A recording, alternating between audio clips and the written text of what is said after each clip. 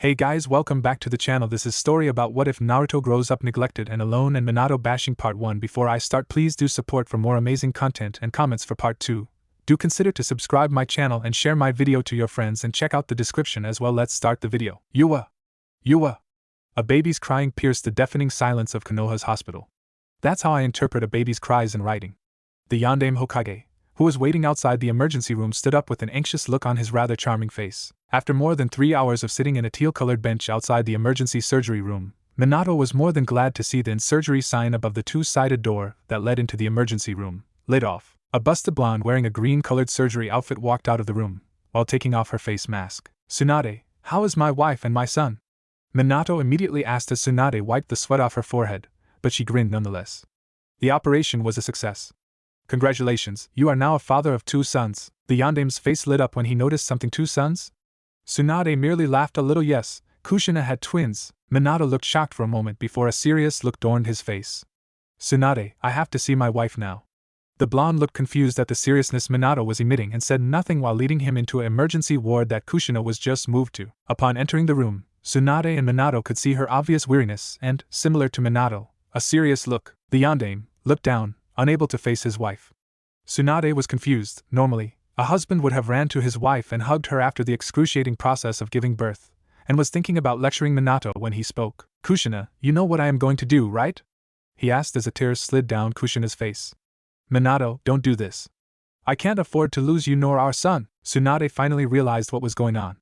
How could she forget? With the Kyuubi right at Konoha's doorstep, the Hokage had only one way to defeat the beast. He had planned on sealing the Kyuubi into his newborn son, but did not expect to have twins. The sealing jutsu he had planned to use could only sustain a single chakra channel, and not to mention the Kyuubi's chakra was impossible to separate. The beast's massive chakra reservoirs only served as an unbreakable wall to all kinds of jutsus, so sealing half of Kyuubi into both of them was out. Minato had to decide which one. "Minato, you can't choose one over the other. It's just not fair," Kushina pleaded. The mentioned blonde looked at her in frustration. "What am I supposed to do, Kushina? I don't want to do this, but there is no choice," he shouted. "There's always another choice, Minato.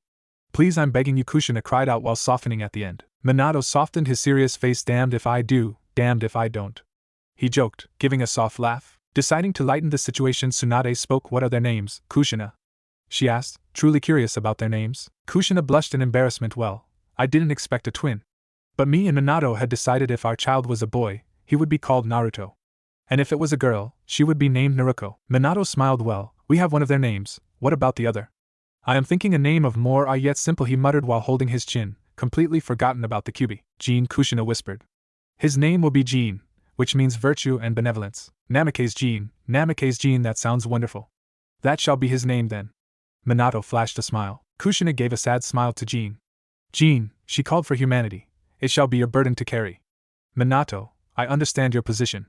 If you really require your son as a host, then take Jin. As his name implies, let this be his first act of benevolence." Jin also means humanity. The blonde Hokage took the infant from Kushina gently. He brushed Jin's hair lightly. "Take care of Kushina, Tsunade. As the last favor for me," Minato asked as tears welled up in his eyes.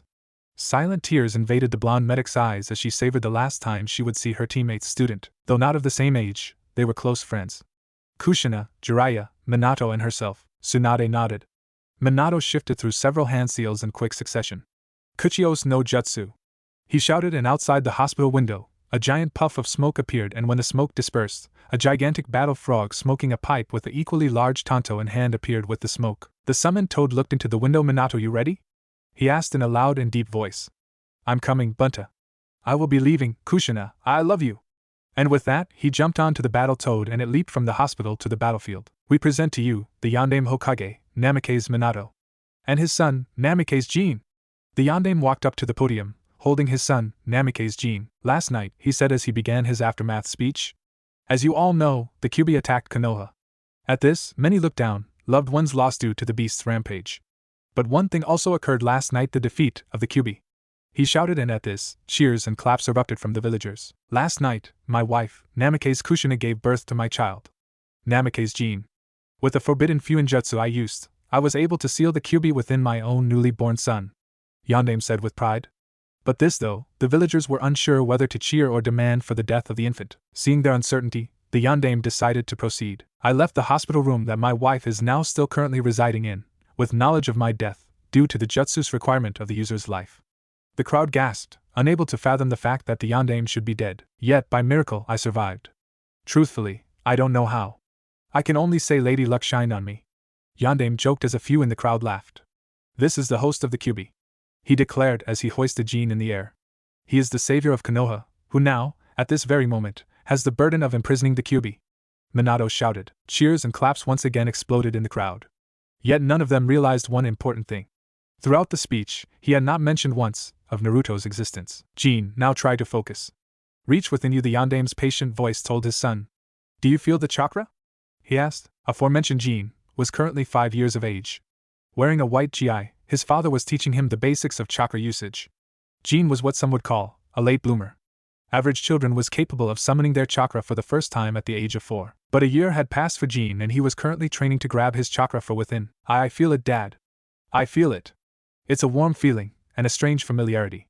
Jin cried out, happily. Minato grinned. That's my boy. He said like Jin had done the most incredible thing in the world. And Jin gave himself a self-satisfied smirk. It was pathetic, really, in Naruto's opinion. Naruto had inherited his father's golden blonde hair and sapphire blue eyes. When he was a child, his hair was spiked wildly, in all directions. He had taken to combing his hair, and now, from a year of combing, his spiked hair had calmed down and became a layered fringe. Think Nero from Devil May Cry. And Jin had a mix of his father's yellow hair with his mother's red hair, to create a brownish-orange colored hair, with spikes at the back and an Ina-like fringe at the front on his right eye. Speaking of his eyes, he had his mother's black eyes. I don't know Kushina's eye color, as yondaime teach Jin personally. Naruto had been training by himself. Ever since he could remember, his parents had always shown an obvious favoritism towards Jin. As the Jinchuriki, they were always so proud he had saved Konoha, despite the obvious lack of talent in his part. Reaching his chakra, Naruto could do that since he was 3. He was now wall walking on the ceiling of the dojo they were all training in. As he walked directly above Jin, he was grabbed from the collar by Minato and pulled to the ground. He landed in a heap, taken by surprise, though the yondaime did not seem to care much. Naruto, teach your brother how to gather his chakra. I'm going to go find some notes for him. It was obvious their father was quickly getting frustrated by the incompetence his brother was radiating. As their father left, Jin quickly turned to his brother Bakaneru. Hurry up and give me the scroll. Naruto raised one eyebrow. Scroll? He asked, truly confused.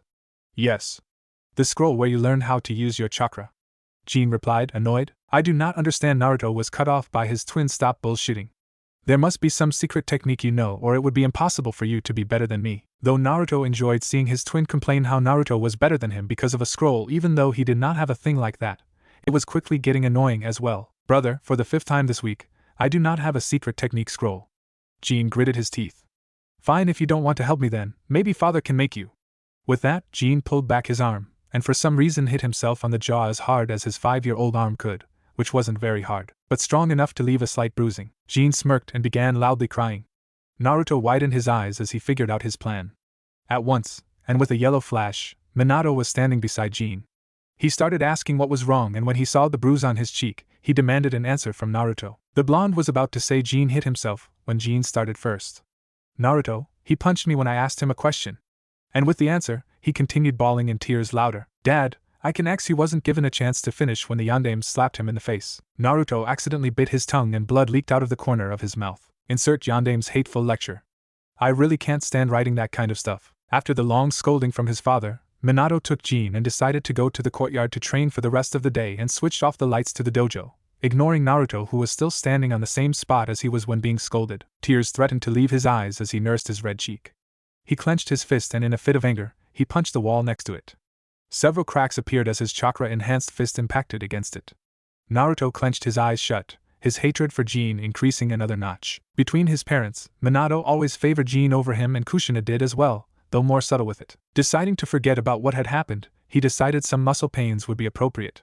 He rushed to the leather punching bag filled with sand and began to rapidly land attacks on it.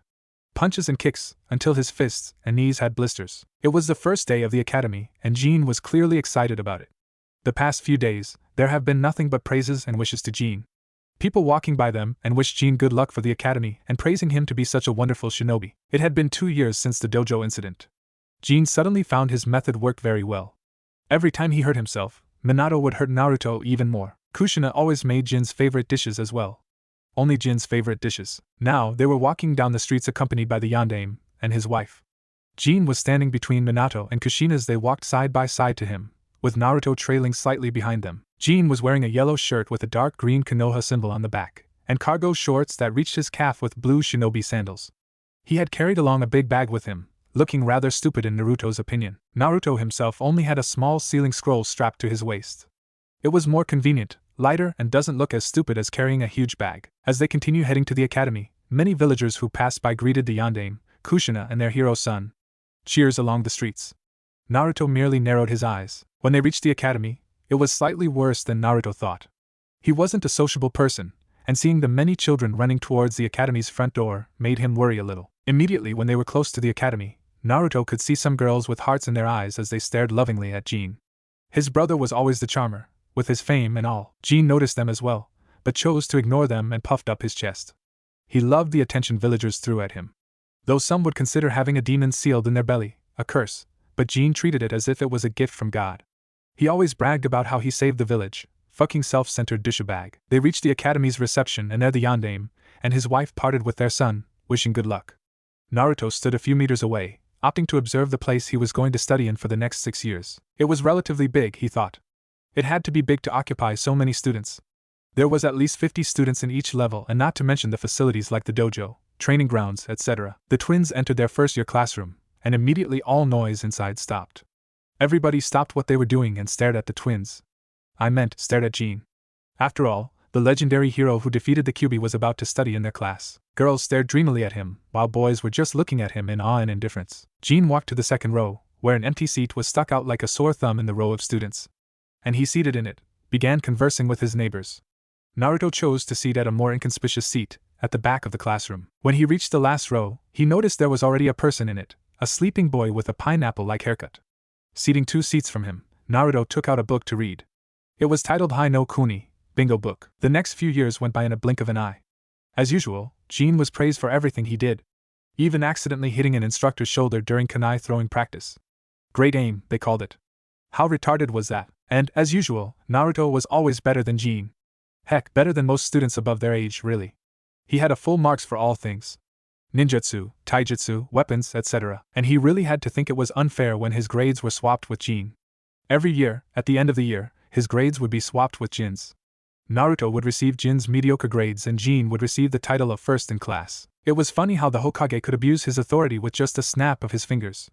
Nonetheless, Naruto thought of it as a compliment to him and an insult to Jin.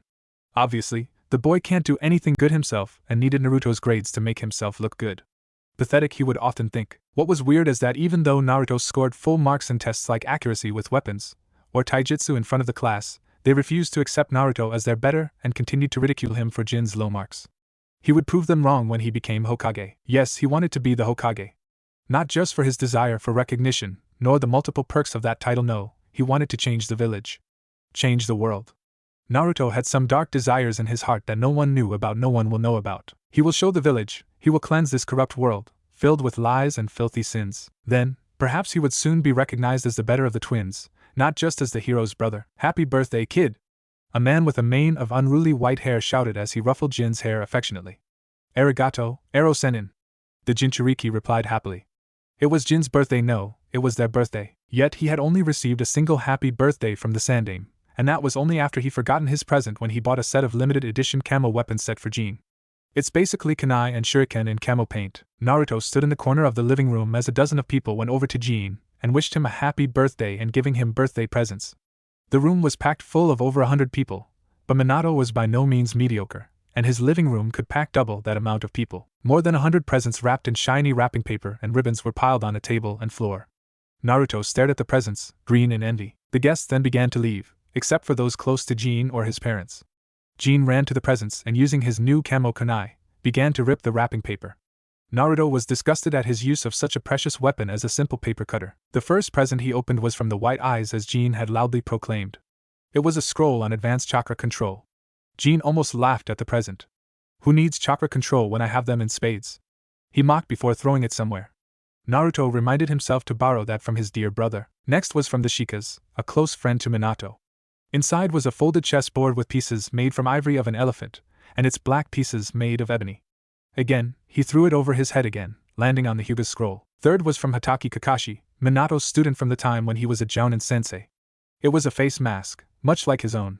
It acted like a choker that you had to wear around your neck, and when needed, to be pulled up.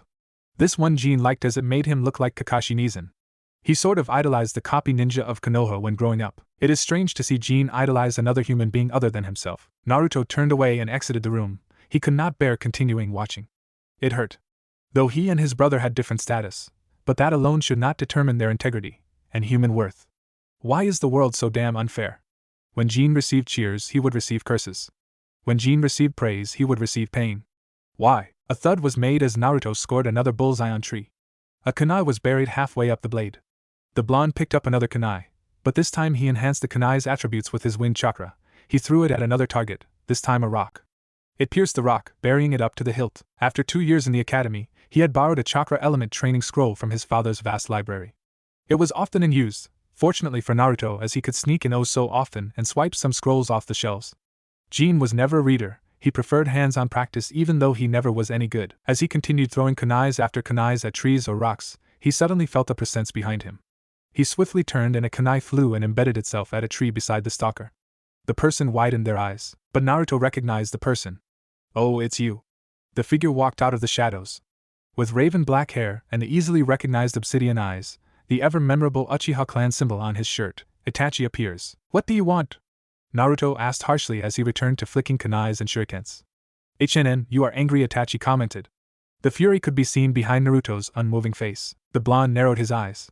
"What do you want?" he shouted, this time pumping too much chakra in his kunai, and a small explosion occurred when his kunai hit a rock. "Why the anger?" "And I came all the way here to give you a birthday present too." Naruto lifted an eyebrow. "Present?" The blonde may not think like a 10-year-old, but he is still a kid. The mention of a birthday present intrigued and excited him. Itachi flicked out something and threw it at Naruto. The blonde caught it, of course. The present was 2 beautifully crafted butterfly knives. Google for image. It was an enchanting silver with its blades longer than a normal butterfly knife. Naruto immediately opened his mouth in a woe and began doing tricks with them, flipping the blade out and flipping it in. The blade and handle are made from carbon steel, for lightweight maneuvering. "Hope you like it," Itachi finished with a small smile. Naruto regained his composure and returned the knife to its handle. "Thanks," he merely said. Itachi turned around and began to walk off. "Naruto, my offer still stands. I am doing it tomorrow, you know where to meet me," he declared. The blonde narrowed his eyes, staring at the butterfly knives. "Itachi, how are you so sure I won't tell people what you will do?" The Uchiha turned his head towards Naruto. "Because I know you hold no loyalty to either this village nor your father." And with that, the 15-year-old ANBU captain shined away. Gripping the butterfly knife, he flipped out the blade and with a flick of his wrist, it flew towards the rock, burrowing in. "What am I supposed to do? Why does a 10-year-old have so much responsibilities?" 2 days later, everything was a disaster. Chaos roamed in the streets of Konoha. Everyone was in an uproar about a single issue: the complete and total massacre of the Uchiha clan. I say complete because Sasuke is dead as well. Fucking prick. Not a single Uchiha was left alive, well, except for the person who performed the killings. Uchiha Itachi, the young ANBU captain and prodigy of the Uchiha clan. Of course, he escaped, not before running into 2 ANBUs on patrol while walking calmly on the streets of Konoha, covered in blood and tanto unsheathed, also gleaming in the crimson liquid of life. After a thorough investigation, the Yondaime declared the young prodigy insane, and was not under the right mind when performing the massacre, which concluded the whole investigation. No motive of murder, no investigation of weapons used, no nothing. Of course, the public ate it all up like some naive puppies following its master, Minato. However, Naruto knew better. Itachi had told him days before the actual massacre. There was one and only motive. Besides the deep hatred Itachi possessed towards his own clan, he merely wanted to test himself, to reach the tip of his capability, to see how he would fare against his own kinsman. Naruto's absence that night meant his rejection of joining Itachi in the murder of his clansmen. Although the 10-year-old blonde despised his village, did not mean he was evil. Massacring hundreds of people for no particular reason did not appeal to Naruto. Now, the people were wondering which clan would go next. Surely, after the complete destruction of their strongest clan, another was bound to be massacred. In the academy, everyone was talking in loud whispers within their own group. Many were with King Jin for information. After all, being the Hokage's son had that advantage. Idiots. So drunk on peace that they never saw this coming. A simple clan disappearing off the face of Earth caused such a commotion. They are in a shinobi village, for crying out loud.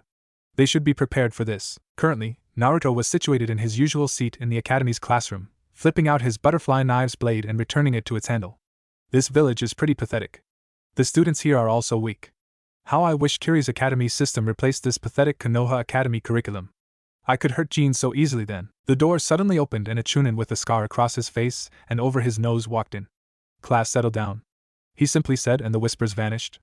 As most of you may have known by now, the Uchiha clan is, he hesitated, trying to find a good word.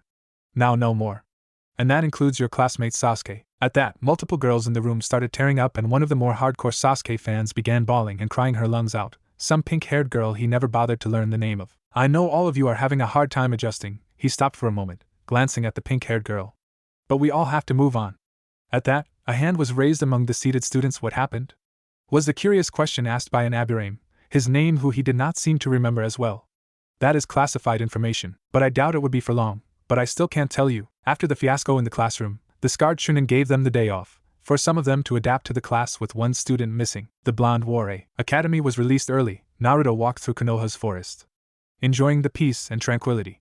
When he looked like he suddenly remembered something, he headed back to the village, and arrived at the ANBU headquarters. He approached the reception desk and found it not to be the dark and creepy place he thought it would be. It actually had an average look to it. Naruto smirked. God knows what was within these walls. When he asked for the last edition of the bingo book, the reception girl asked for his identity and rank. After pointing out his status as an academy student, the woman asked him to go back to mommy, as kindly put it. But after mentioning his father, that changed the situation. She was more than glad to present him a mint copy of the latest bingo book. Naruto smirked after receiving it and thanked her, eagerly flipping through the pages. After all, he would have to know any person or thing that is perceived as a threat outside the safe walls of Konoha. He stopped dead in his tracks after flipping to the end section. On one of the pages of the bingo book was a picture of a blonde shinobi, whose sun-kissed hair reached shoulder length, had a pair of sapphire blue eyes that radiated skill and strength. Namikaze Minato, he read further down, catching the tiniest of details. Name: Namikaze Minato. Affiliation: Konohagakure no Sado. Rank: Hokage. Status: SS rank, flea on sight. Description: age between 20 to 30, blonde hair, blue eyes, 6 feet 10 inches. No more information is available. Bounty: 200 million ryo, placed by Iwagakure. 100 million ryo, placed by Kumogakure. Known skills: extremely skilled in Fuinjutsu, Kage level ninjutsu, Kage level taijutsu, Jounin level genjutsu. Other attributes: unknown, known jutsus, multiple self-created jutsus, high-level futon jutsus, high-level right-on jutsus, high-level ninpu. Ninpu as in Kage Bunshin, Shunshin, etc. Other jutsus unknown. Naruto stopped reading. After knowledge of his father's place in the bingo book and status was more than enough to conclude one thing. His father was a monster. A true genius in the ninja arts. The third to receive SS rank in history. The first and second being Hashirama Senju and Uchiha Madara. He then remembered Itachi and flipped to the U section. Uchiha Baisuke, Uchiha Genshiro, Uchiha Galamaha found it. Uchiha Itachi. A picture of a raven-haired teen with black onyx eyes. Uchiha Itachi. Name: Uchiha Itachi. Affiliation: Konohagakure no Sado. Rank: Umbu Captain. Missing Nin. Status: S rank, flea on sight. Description: age 15, black hair, black eyes, red with 3 tomo if Sharingan activated, 6 feet 5 inches. No more information is available. Bounty: 80 million, placed by Konohagakure. Known skills: high Jounin level ninjutsu, Kage level genjutsu, Jounin level taijutsu. Mastery of Dijutsu, Sharingan. Jounin level weapons mastery. Other attributes unknown. Known jutsus: high level katan jutsus, intermediate level ninpu. Other jutsus unknown. Criminal act: massacring the entirety of Konohagakure's Uchiha clan. Naruto stopped reading and sighed. They really included Itachi's name, eh? That was quick, considering the massacre only occurred 2 days ago. Time skipped to second day of the last year of academy. Iruka was babbling on about some boring stuff on the history of the elemental countries or something. Naruto wasn't paying much attention. He was now donning a black vest with holsters and a blood-red shirt beneath. The vest contained thin metal plates within its fabric, for extra protection. Below, he wore a long pair of khaki pants with multiple holsters and pockets as well, and a pair of black steel-toed military combat boots. His 2 butterfly knives sheathed on a belt behind his waist. He was seated on the top left corner of the class, nearest to the windows. He looked out, and stared at the blue sky and green leaves and reminiscence about the past few years. It had been 3 years since the Uchiha massacre, and the scar left on the village have not been forgotten. After all, the loss of their strongest clan, which, by the way, could not even fend off an attack from a single shinobi, hurt the village a lot. Sarcasm aside, the Uchihas were actually a crucial part of the village's security and economy. They alone purchased 20% of most ninja weapons and daily necessities.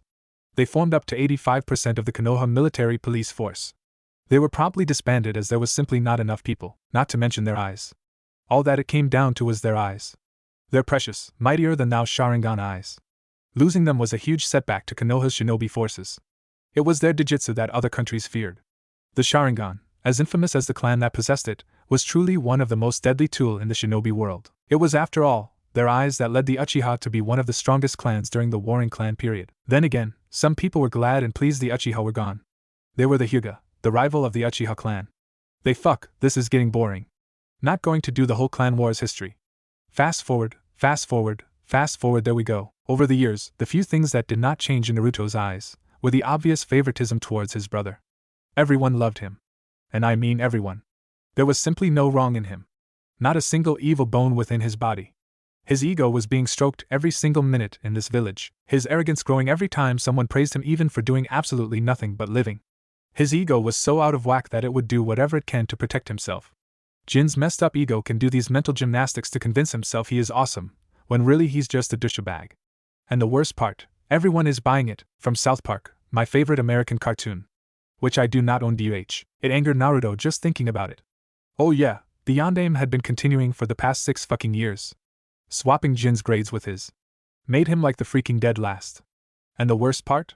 He couldn't do a single shit about it. He could reveal it to the village with undisputed evidence. But his father have had the village so brainwashed, they would believe anything he says. Who would the village believe? His father, Konoha's hero and yondaime Hokage, or his lesser-known, shady son?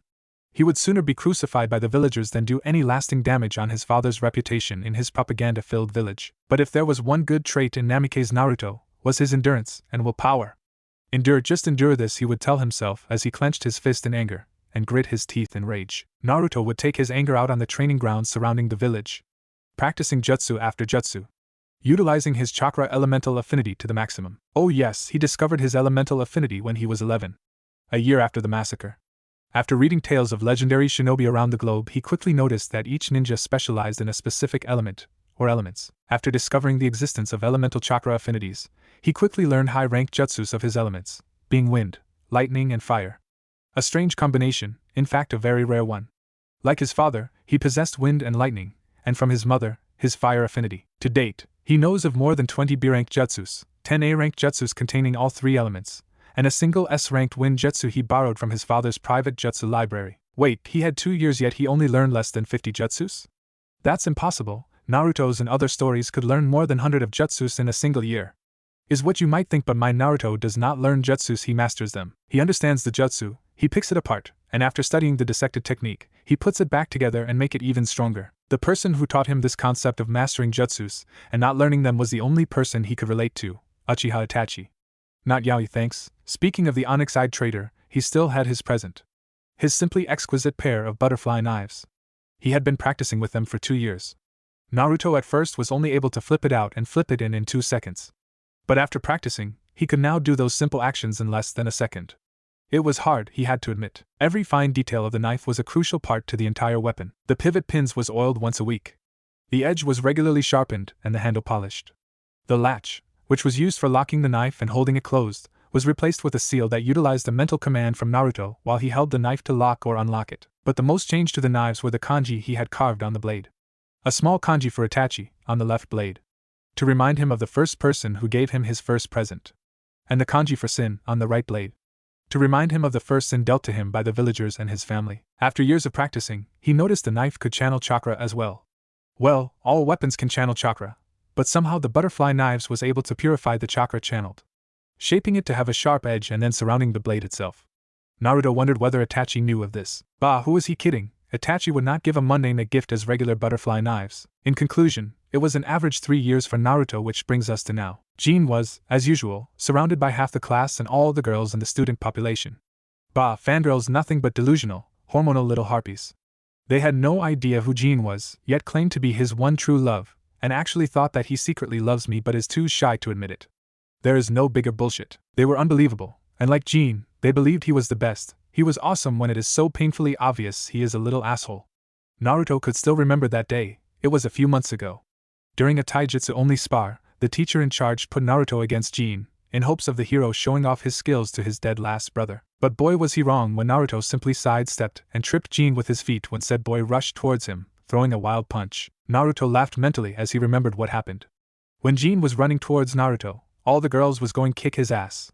Or Jin, you are so cool. And even let me have your babies.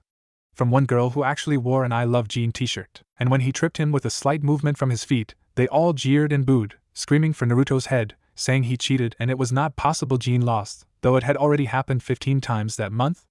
Naruto did not bother counting the number of times he kicked his brother's ass, yet how he still acted like a pompous ass was beyond Naruto. He smirked at Jin's direction, thinking of his bruised face from the last time Naruto punched him during their taijutsu spar, tired of the same old routine which included Jin running at Naruto, every single time, Naruto tripping Jin, every single time, and everyone shouting he cheated, every single time. Somehow, Jin caught Naruto looking at him, and for some insignificant reason decided to walk over to Naruto, with his little gang following him. Hey dope, Jin started, smirking.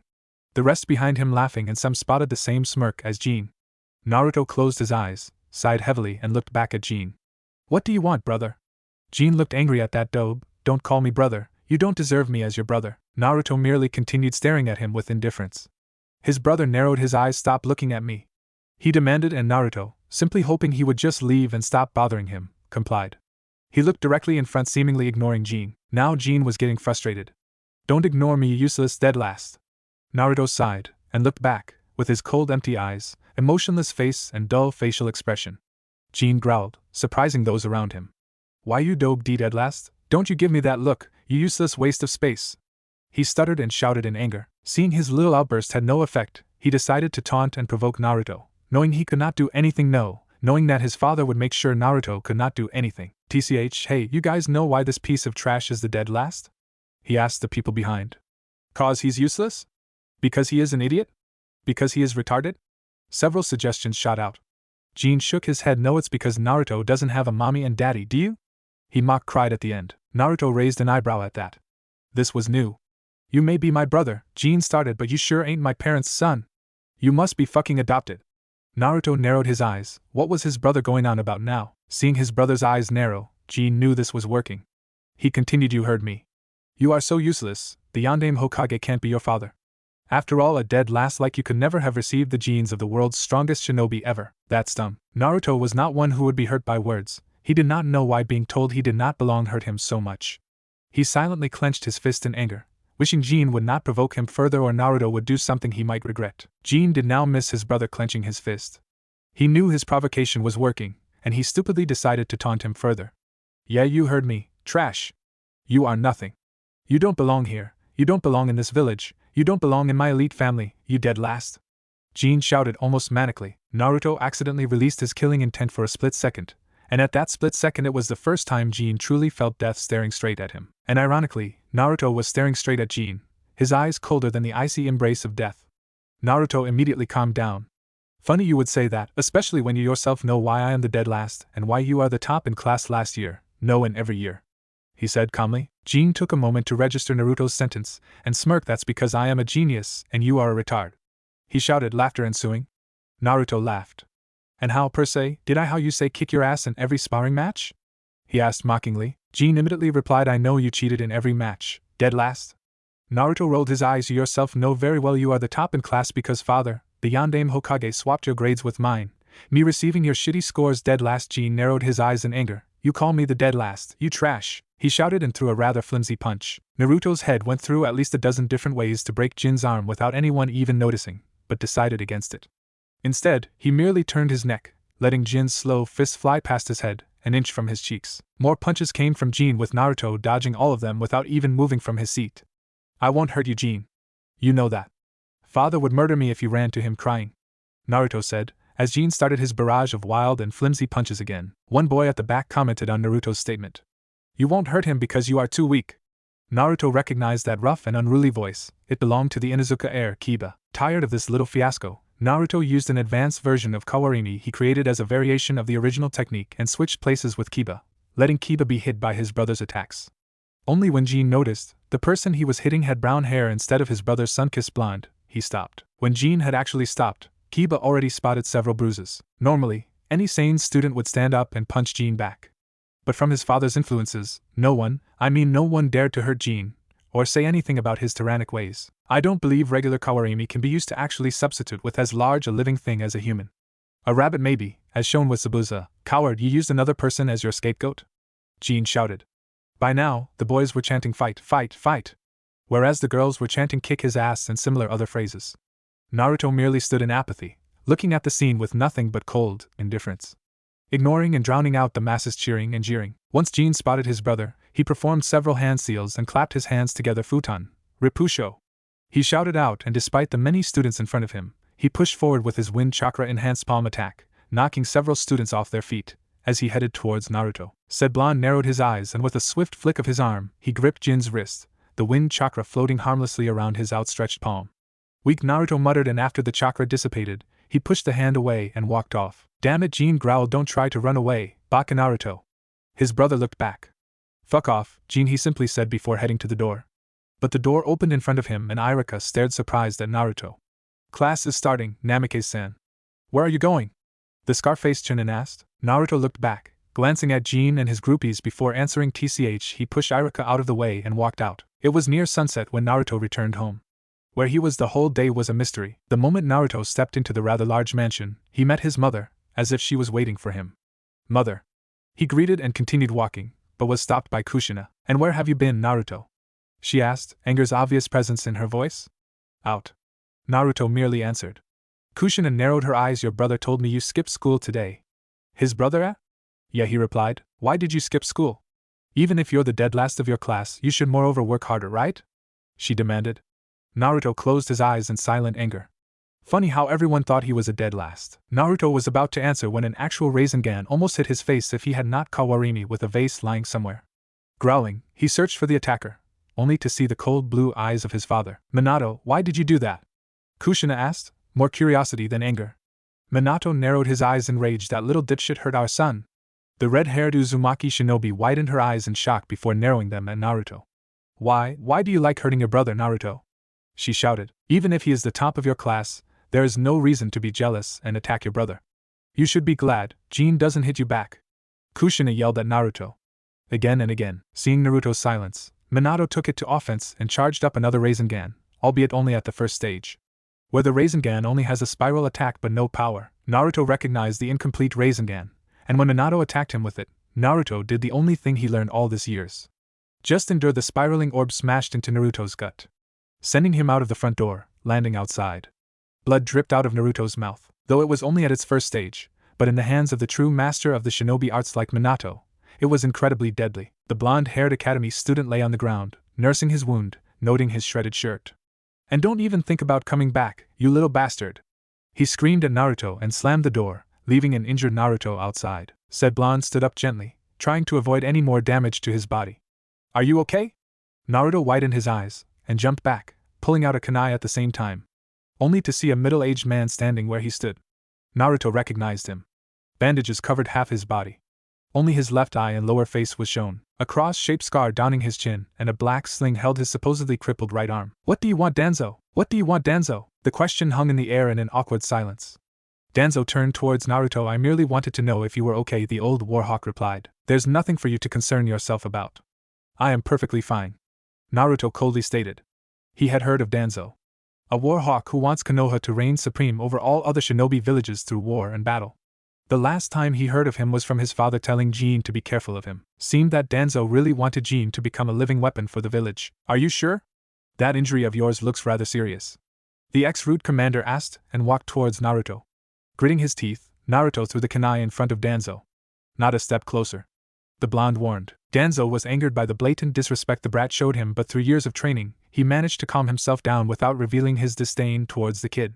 I know what happened, Naruto-kun, he began. Said Blonde widened his eyes, but tightened his grip on another kunai he pulled out. Aren't you angry? Look at what your father did to you. Danzo continued. I know you dislike him. I know you hate them. Naruto looked at the injury on his stomach. A red scorch-like mark on his gut, his eyes almost watering. Not at the pain but the fact his father would actually attack him. Danzo knew he got Naruto at that and continued. Help me, help you. Naruto lowered his kunai, and the warhawk took a few steps forward, a meter away from the blonde. Join me. Naruto closed his eyes. Danzo Ippin Shinde Miru? He whispered, releasing his entire killing intent accumulated during the entire event, and releasing his chakra pressure.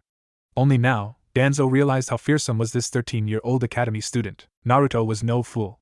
He knew the risk of provoking Danzo like that. He was in fact an ANBU commander, albeit retired. But still, he continued, do you believe me to be stupid? If you do, then you are no better than the rest of the idiots in this village. I will not assist you in your pathetic attempt at ruling this village. Naruto shouted. Danzo narrowed his eyes, seething in anger. Do not mock me, boy. I can easily snap you in two like a toothpick if I choose to. Naruto narrowed his eyes in return. And do not assume you know me, Danzo. Do not even think for a second you understand me. And never try to fool me again, or I will hunt you down. Danzo, I will hunt you down and gut you. Namikaze Naruto is no one's slave.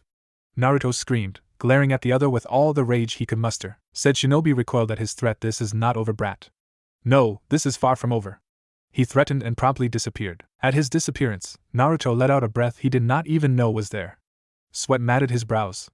That was close. Very close. Danzo could have killed him right there.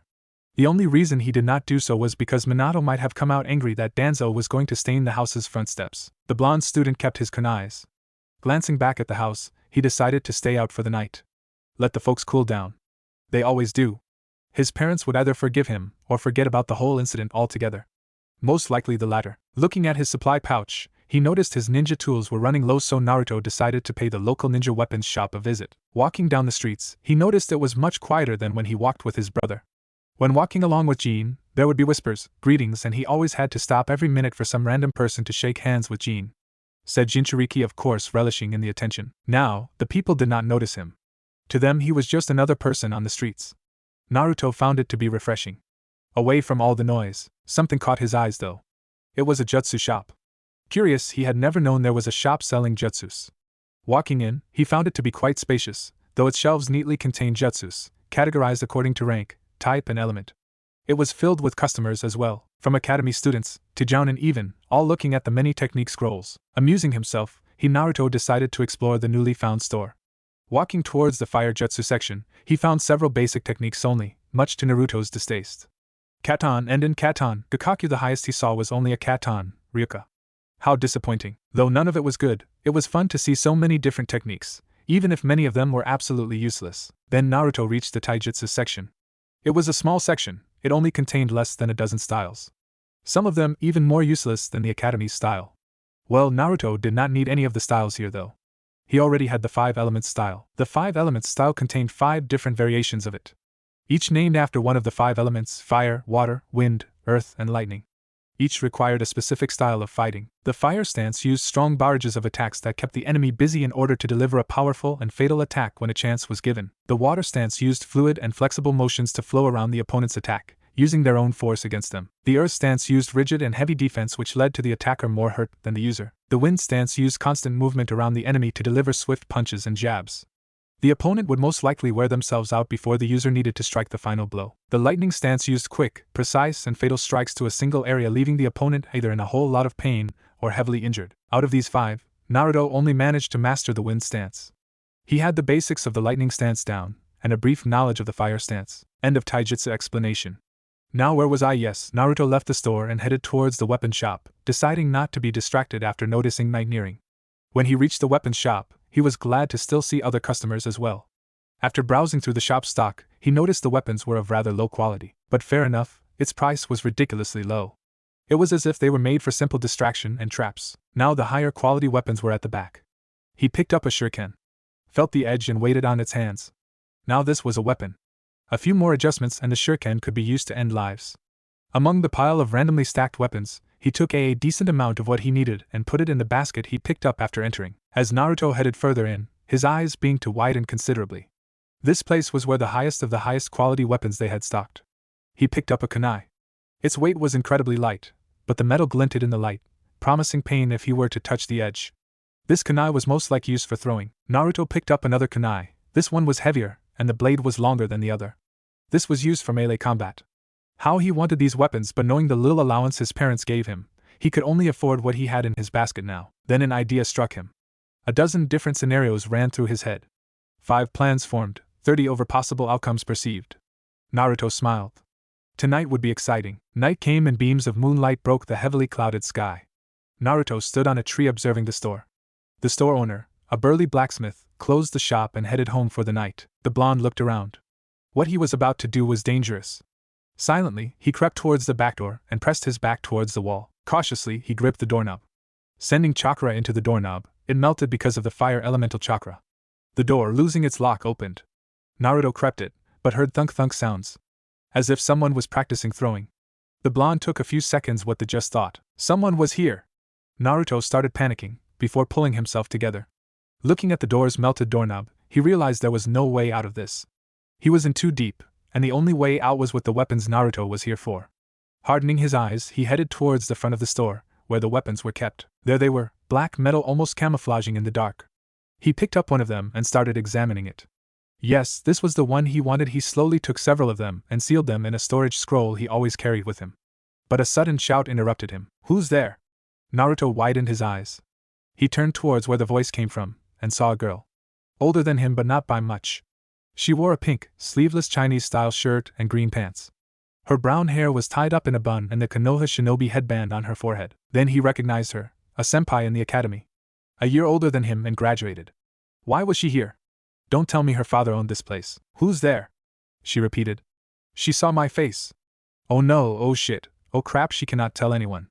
Naruto stood up and walked out of the darkness. She will not tell anyone. Naruto swiped out his butterfly knife and flipped out the blade, before reappearing behind the girl, knife in her throat. Shock and surprise on her face as the girl fell down. Blood gushing out of the open wound as Naruto ripped out the knife. No sound was made, and after staring at the bloody body for a minute, Naruto finally realized what he had done. He collapsed, kneeling down. Naruto's legs no longer able to support himself. His eyes widened and mouth agape. Only survival instincts keeping him from yelling in shock and fear. Naruto glanced at the bloody knife and back at the body. Realization kicking in. He took a life.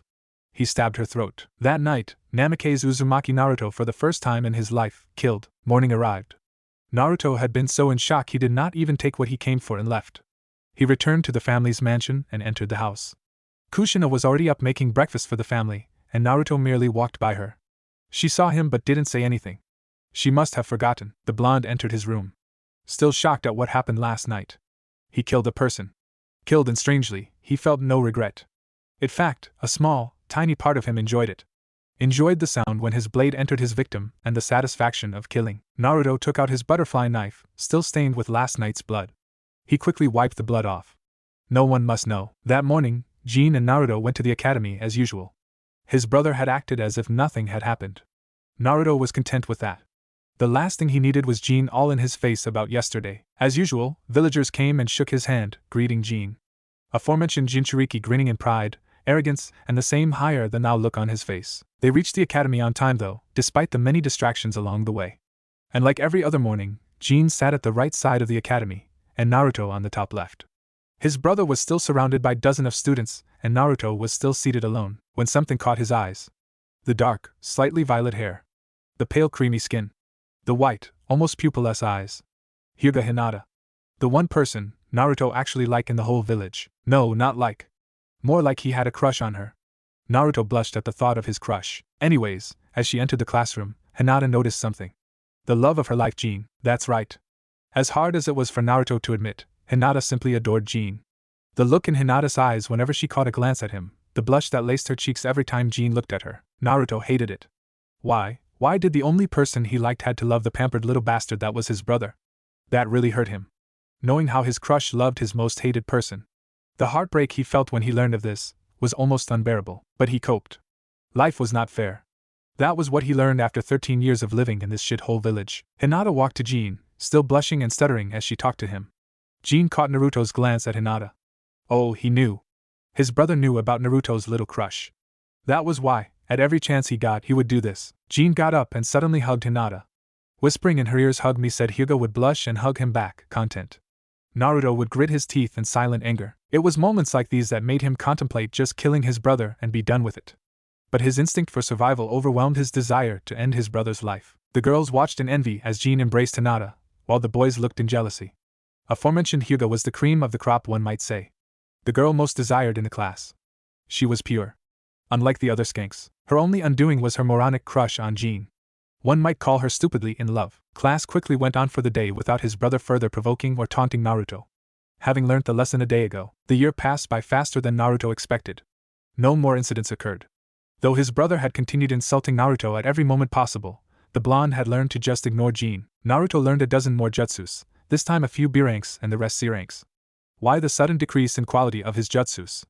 Well, since Jin was hurt by Naruto that day, his brother demanded to learn stronger jutsus. So the Yondaime and Jin spent more time in the jutsu library's more diverse section, leaving Naruto only able to roam around the lesser of the library. But even with the incredibly detailed jutsu scrolls, Jin had only managed to learn a single A-rank jutsu, which was his father's Rasengan. But the little prick only managed to get past the first step after 3 months. That was almost laughable. And all in all, it took him more than 8 months to even form a complete Rasengan. Despite his father's constant tutoring and information, Jin was not even able to form the Rasengan without 2 Kage Bunshins by his side to stabilize his chaotic Rasengan. Jin was not able to completely control his Rasengan alone, as he simply skipped the last step after spending a month on it. He had no patience, and after finding out he could try to control the technique with clones, he decided to go with that instead of actually learning to use the technique properly. Of course, once he finished it, everybody called him a genius. Who completed a technique Naruto thought was useless after mastering it in a week, in 8 months. But I am just going off topic. Now moving on. Today was the academy graduation day, which required them to pass a simple ninjutsu test. Now that might sound hard, but snicker, they only needed to perform the 3 most basic jutsus in the entire history of jutsus ever. I am serious, the henge, kawarimi, and the actually lower than useless, bunshin. Jin was first up. But after performing the 3 required jutsus, in which he barely made 2 bunshins that was slightly translucent, he requested for an extra test that required the student to perform their best jutsu. And of course, the teachers agreed. Jin, like his usual cocky self, he arrogantly called out his jutsu's name. Kage Bunshin no Jutsu. And 2 copies appeared in a poof, flanking him. Iruka clapped. Well done, Jin-kun. Said Prick smirked. I am not done yet, Iruka-sensei. Jin gripped his right wrist with his left hand, and his right palm cupped the air. The clones repeatedly hit the air on Jin's palm, and slowly, but surely, the familiar sphere of chakra formed within his hands. Jin smirked, then ran towards the wall Rasengan. He shouted and slammed the orb of chakra towards the wall. With a little BM. A crater found itself on the wall with a few cracks. Iruka's mouth was agape, eyes widened. Everyone else in the class was the same. Except for Naruto, of course. He spotted so many mistakes with that technique. First off, it took too long. 20 seconds approximately. With that much time he needed, the enemy would already be able to calmly walk towards Jin and slit his throat. Jin was also slow. Running towards the enemy with such a slow speed would only result in the enemy using kawarimi or some other escape jutsus. But the results were shocking to say the least. Though Naruto hated to admit it, Jin pulled off a perfect Rasengan. Albeit the method used was a little idiotic, but the end result was a powerful and destructive attack. Smirking at Naruto, he arrogantly yelled out, "Beat that loser!" At that everybody snickered, knowing that there was no way the dead last would be able to show Jin up. Naruto was actually going to just try to be as normal as can be. But when Jin taunted him like that, Naruto just wanted to shove Jin's own Rasengan right up his ass. But he was not going to do that. Instead, he would do this. Naruto reappeared in front of Jin. "You asked for this, brother?" said Blonde smirked, and the familiar light gust appeared again. In a split second, a perfect Rasengan was floating an inch above his palm. Jin paled, shocked. How? Naruto chuckled but did not reply. "Let's see me beat that as you mentioned. Let me show you the one thing our father had never been able to do." Adding an element to the Rasengan. Jin widened his eyes at that. Of course he had heard about adding an element to the Rasengan from his father. Minato mentioned that he could not for his life increase the Rasengan's power by including an element to it. And now his brother, known for being the dead last, was going to do it, said Jinchuriki could not believe it. But he remained speechless. Naruto stared at his Rasengan, before a surge of chakra made its way to the Rasengan. Then, a second later, a thin thread-like ring formed around the Rasengan. And then another, and another. Before long, there was a dozen rings surrounding the Rasengan. The ring was spinning rapidly, like a saw, like an atom, but except the central nucleus one sphere, it's bigger, and it's the Rasengan. The blonde started explaining what in the world he just did. "This is one of my prototypes. I admit I have not finished the actual thing yet. But this may be the closest thing yet." Reaching calmly towards the wall, opposite of Jin's Rasengan ruined wall, he slowly made contact between the wall and the sphere. Before the whole class eyes, before the wall even touched the orb, it was ground into fine dust. It is hard to explain it in words, but from the way I visualize it, I assure you, it looks pretty fucking awesome. Before long, there was large smooth crater adorning the wall. Of course, it could be much more powerful, but I would not risk destroying the whole academy just to beat that, as Jin put it. Everyone looked like the person from the painting The Scream mouth agape, eyes shocked and surprised. But Jin looked on with contempt, pure hatred and disdain in his eyes, and Naruto did not realize the severity of his actions. The academy released the students early after the genin exam was completed. They had to collate the results and determine team assignments. Seeing nothing to do, Jin returned home together. Naruto, not wanting to show his brother his training, went along with it, knowing that if Naruto said he was going to train, there was no doubt Jin would follow him. On the way home, Jin had to barely repress the cocky smirk on his face. Naruto, unknowing of his brother's agenda. Once they reached the Namake's mansion, Jin immediately went off to find his father while Naruto went to his room in order to try to meditate. Meditation was a frequent hobby of Naruto's. It kept him calm and often cooled him down a particular agonizing event. He found meditation a simple yet complicated practice. It required a calm and even blank state of mind. Those that could not keep from thinking stuff were just left sitting there, not accomplishing much. A few minutes later, Naruto was in his room, finally settling into the calm and almost tranquility of his room. His room was simple, only containing very basic furniture. A bed, a study desk, a wardrobe and a bookshelf. On the windowsill was a simple bonsai tree he had cultivated since what happened 4 years ago. Okay, quick A/N. In my timeline, graduation is at 14. I kinda messed up the timeline, I guess. If you had read my other stories, the age of graduation is always 13. The peaceful atmosphere was suddenly broken by his door being broken down. Naruto opened his eyes and was treated to a foot flying towards his face. He quickly rolled out of the way and stood up, but a fist found its way to his gut. Minato glared fiercely at Naruto, his fist buried in the younger blonde's gut. Pure wrath downed the Hokage's face, while Naruto was merely shocked and scared. He hoped this was not real, but the pain in his stomach told him it was. Sometimes, Naruto just really hated this village. You used my jutsu and humiliated your brother in front of the whole class. The fact that you stole my own technique angered me. But to show up your brother in front of his peers is unforgivable. The yondaime spat before another fist smashed Naruto's face. The newly graduated genin glared at his father on the floor. His heavily bruised right cheek was swollen. His father could hit really hard. You little bastard. I believe it is time to teach you a fucking lesson in respecting your superiors, Minato declared while cracking his knuckles. What he said translated into I am going to beat you up for disrespecting your brother. Naruto only closed his eyes before rains of attacks rained on his body. 10 minutes after, Minato left the room. His fist was covered in blood, though not a drop his own. Naruto lay on the flood, broken and battered. Bruises and cuts covered his entire body. His shirt had been ripped off by his father after said Hokage noticed thin metal plates in between the fabric. Why? Naruto whispered as his consciousness threatened to leave him. He weakly drew a rather complicated small squarish seal with his own blood on the floor. Naruto formed a serpent hand seal and focused a large amount of chakra in his hands. He then directed the chakra to the seal he drew and released a held breath as his wounds began to heal. Healing resuscitation regeneration technique. An A-ranked medical ninjutsu used during operations and surgery by medical shinobi. Normally, a larger seal is drawn and would take a longer time to heal, but that's only with life-threatening wounds. Naruto breathed a sigh of relief as the pain that wrecked his entire body quickly vanished. After this entire body was healed, he released the chakra, with a slight pant. The jutsu normally required 4 people to conduct and hours to complete, but Naruto was naturally a chakra powerhouse, a genetic trait from his father, so only a few minutes was required, especially only for external wounds. Unknowingly, a tear fell from his eye. I don't know how much of this I can take. I might really be tempted to follow Itachi's footsteps. Pulling himself together, he walked towards his wardrobe and pulled out some clothes. Looking at his pants, he decided to change his blood-covered clothing. Naruto changed into a black shirt with a high collar that had long sleeves on the left and regular sleeves on the right. He strapped a hidden blade holder on his left wrist, concealed by the long sleeve that covered his entire left arm. Hidden blade from Assassin's Creed. Those who played the game before would know how freaking badass it is. And a gray vest with multiple pockets on top. For his lower body, he wore a long pair of baggy khaki pants, also with many pockets. A black loose belt wrapped around his waist that had 4 pouches strapped on the back of the belt. The belt had a sort of magnetic attraction to his pants due to several seals so enemies would not be able to grab the belt. He also wore a comfortable pair of black, military combat boots. It was steel-toed and had a sleek kukri knife in his right boot. The kukri knife has a curved blade, mostly used close combat, or even as a throwing weapon. In the hands of a ninja, it can be severed as a decapitation tool, the curved knife providing easy cutting into the rounded neck of the victim. With a heavy sigh, Naruto decided to go train, just to forget what happened. The next day quickly arrived. On the way to the academy, Jin kept sending arrogant glances to Naruto, mocking him, as if asking him, now do you know what happens when you mess with me? The blonde merely ignored his childish brother. Today was team assignments, and Naruto was not an expert in stealth for nothing. He snuck into his father's office and took a long glimpse at the list. He noted the people he paid special attention to. Team 7 included Namake's Jin, Aburame Shino, and at the last name Naruto almost yelled out in anger, Hyuga Hinata.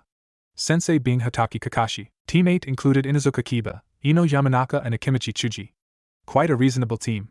Kiba was the tracker of the team. Ino, the information gatherer and capture specialist. Chuji, the main assault and tank of the team. Their formation was find, immobilize, crush. Sensei being Sarutobi Asuma. Team 10 included Namikaze Naruto, Nara Shikamaru, and Kurigane Kagami. This team, however, made no sense to Naruto. They probably piled anyone left over into this team, but Naruto was indifferent to his teammates, maybe slightly glad. Shikamaru wasn't bad. He could have gotten worse, of course. Besides, from what he had observed, Shikamaru was a genius nearing Naruto's caliber. Only his lack of motivation prevented him from soaring to high places. Kagami was not bad as well. Though not a genius, he could still hold his own against a fight. He was 5th place in the boys' ranking system. He was a basically unknown character. Nothing special, completely inconspicuous. He was just one of his classmates as much as Naruto figured. The blonde would have to observe him a little more if he was going to be his teammate. Just so you not be confused, let me explain the ranking system. Jin was 1st, 2nd being Shino. 3rd Kiba. 4th, and OC 5th being Kagami. Though Naruto was pretty sure Kagami or anyone above him could take on Jin with no trouble, but it was his sensei that surprised him. No, he was astonished, astounded, stunned, stupefied, dumbfounded, flabbergasted, and every other synonym that exists. His sensei was Danzo. How was that even possible? He was once an ANBU commanded, not to mention he was already nearing his 70s. Danzo was already retired, but why was he a sensei now? What was his father thinking?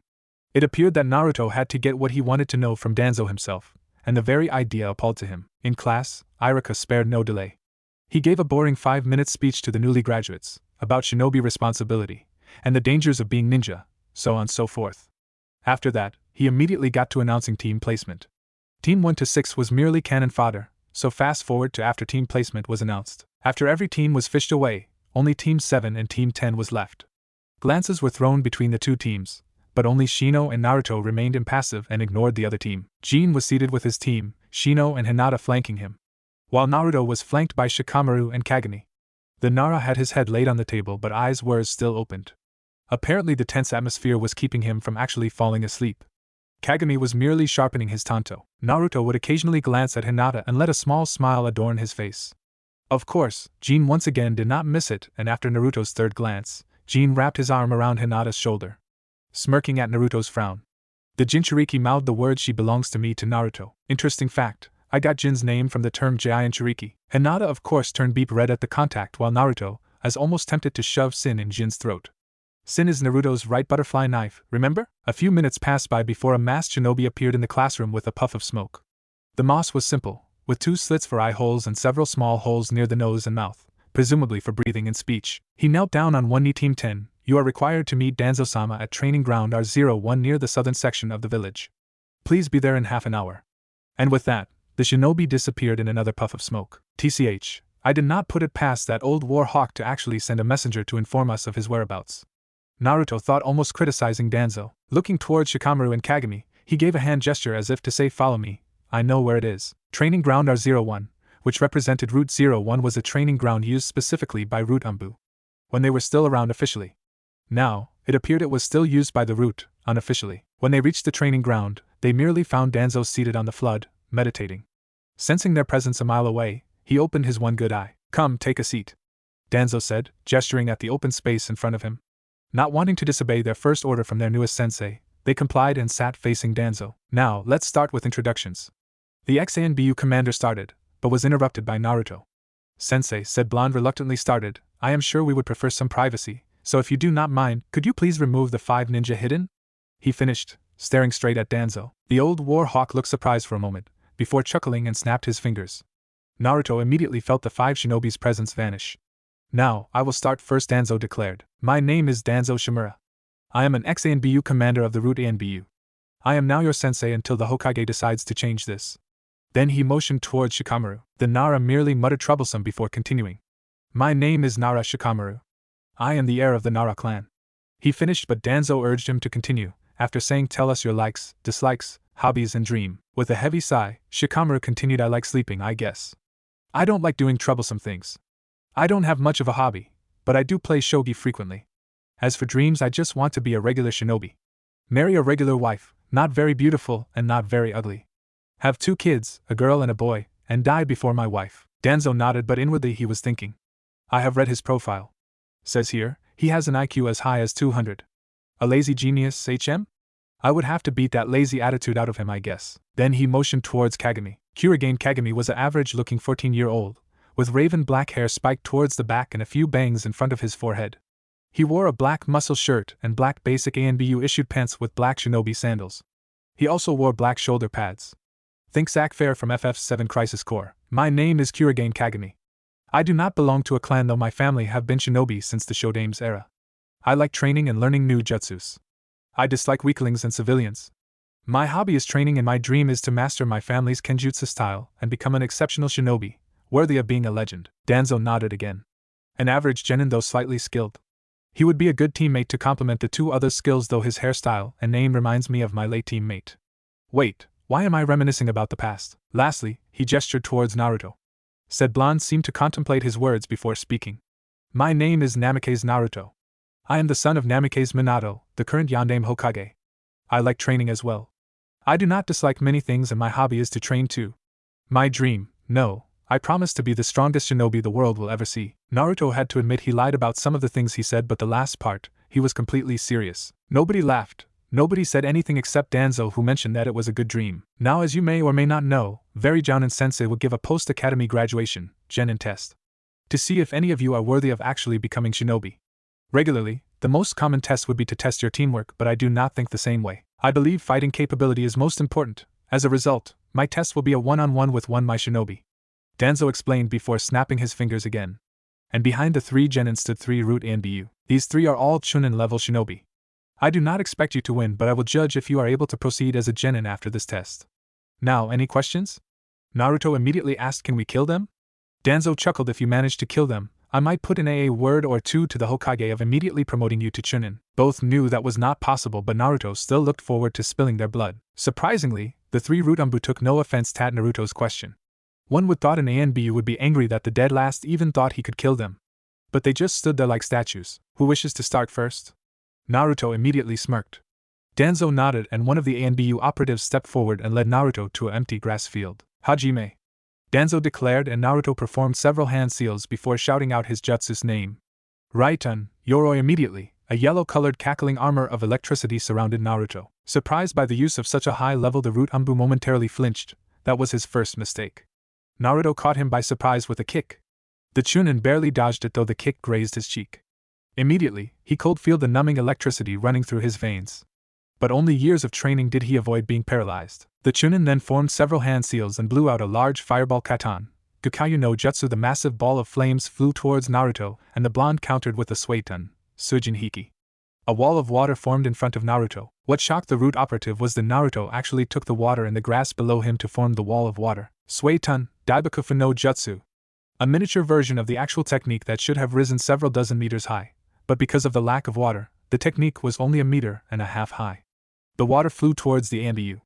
But before said root Chunin could counter, Naruto immediately followed up with a Raitun, Kangekiha. A pulse of electricity mixed with the torrent of water made it a deadly combination. Only reflexes trained over the years allowed the Chunin to perform seals faster than usual and have a Dotun, Doria Hiki, to block the electrified wave of water. The root operative unsheathed his katana that was strapped behind his back. With a quiet whisper of Katan, Hai no Yaiba, the blade was immersed in flames. That was his second mistake. He already knew Naruto either had a water affinity or well-versed in Suetun jutsus, yet he continued using a fire technique against him. Naruto raised an eyebrow at his choice of jutsu. All the while, his teammates had their jaw wide open. The class dead last was this powerful? They had no idea. Perhaps what he said at the beginning of the year was correct. Did the Yandame really swap Jin's grades with Naruto? Danzo was also immensely surprised but did not show it outwardly. He knew Naruto was talented and even gifted, but to think it was to this extent with his training, Naruto could be even stronger than Itachi. But he frowned at his own lightning jutsu. The Raitun, Yoroi, was supposed to grant the user light speed reflexes. Yet he could never attain that type of mastery over this technique, no matter how much he practiced. The root Chunin eyed his opponent before charging forward, fire sword in hand. Normally, the Hai no Yaiba technique allowed the user to form a blade of fire with nothing but chakra. But coupled with an actual sword, the potency of the jutsu was doubled. Naruto smirked at the simplistic way the Chunin attacked him. Forming several hand seals, Naruto yelled Futon, Kaze Taiku, wind resistance, and suddenly the Chunin felt a force pushing against him. It wasn't blowing him away, but as if something was preventing him from moving forward. It took at least thrice the effort to move forward. The blonde grinned and formed several hand seals. Futon, Tempesta no Mai, Dance of the Tempest, and a second later, dozens of wind blades appeared all around the battlefield. The next thing the Chunin knew, they were all flying at him. He tried to jump away, honest. But Naruto's wind resistance jutsu kept him on the ground, and the next moment, the root umbu's blood bathed the green grass. Naruto let out a sigh of relief. Before panting a little, using 3A ranked and 3B ranked ninjutsu was a little exhausting. He heard clapping from Danzo. Said Warhawk was grinning almost manically. Absolutely amazing. Incredible. Just incredible. I was not lying when I said my shinobi was Chunin ranked.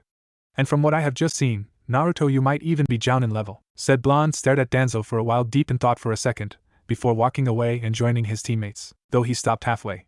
I believe he at least deserves a proper burial. Naruto mentioned before forming several hand seals Doton, Tsuchi no Mai so, earth burial, the ground around what was left of the root Chunin wrapped around it, and dragged his remains below ground. He then sat down with his teammates, unaffected by their stares and awestruck looks. Next Danzo merely said, and another of his ninjas stepped forward. This time, Shikamaru stepped forward and they were led to another field. Hajime. And the battle started. Neither moved, both looking at their opponents, trying to find a weak spot in their stances. And after a minute of the stare-off, Shikamaru grinned. He threw several kunais and shurikens at the Chunin. At the root operative countered with his own projectiles. The battle unofficially started and both the Chunin ran towards the Nara. Unsheathing a tanto similar to the late root Chunin, he prepared to slash Shikamaru. The Nara merely dropped a smoke bomb which burst into large quantities of purple-colored smoke, and jumped out of the way before an explosion rocked the field. The smoke quickly cleared and the root Chunin was revealed. A little roughed up with a few slight burns on exposed skin, but nothing serious. What the root operative thought was an escape method turned out to be a dangerous trap. He had not seen the genin drop the explosive tag when the smoke bomb obscured his sight. Shikamaru smirked. Him hurting the Chunin had guaranteed his passing of the genin exam, but to give up now was too troublesome. More troublesome than continuing the fight. The only way he could win was to successfully use the shadow possession on the enemy. A few plans was already running through his head, but each of them was almost improbable. Then something clicked in his head. Of course. It was so simple, yet he did not see it before. The Nara crouched down, stabbing a kunai on the floor. Then he threw several projectiles at the ANBU, and the Chunin responded by deflecting the thrown weapons with his tanto. Shikamaru reached into his pouch. Good, he at least had sufficient tools to utilize his plan. He fished out several explosive kunais, regular kunai but attached to an explosion note, and threw it at the root Chunin. This time, he dodged it by jumping away. But after a few seconds nothing happened. A dummy note! The root ANBU thought before seeing a kunai fly towards his head. He calmly bended his neck, and dodged the attack. Before widening his eyes, his entire body was suddenly immobile.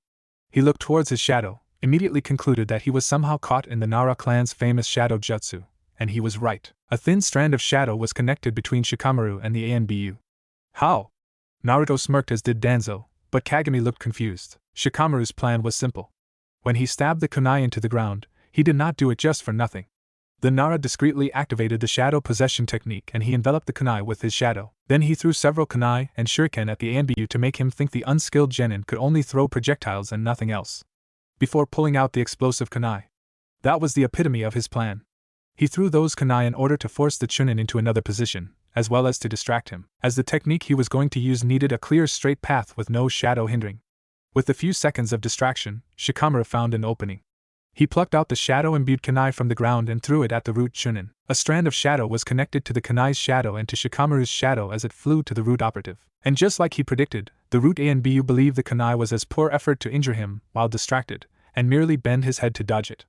That was when the strand of shadow connected to the ANBU's own shadow. Kage kunai main no jutsu success.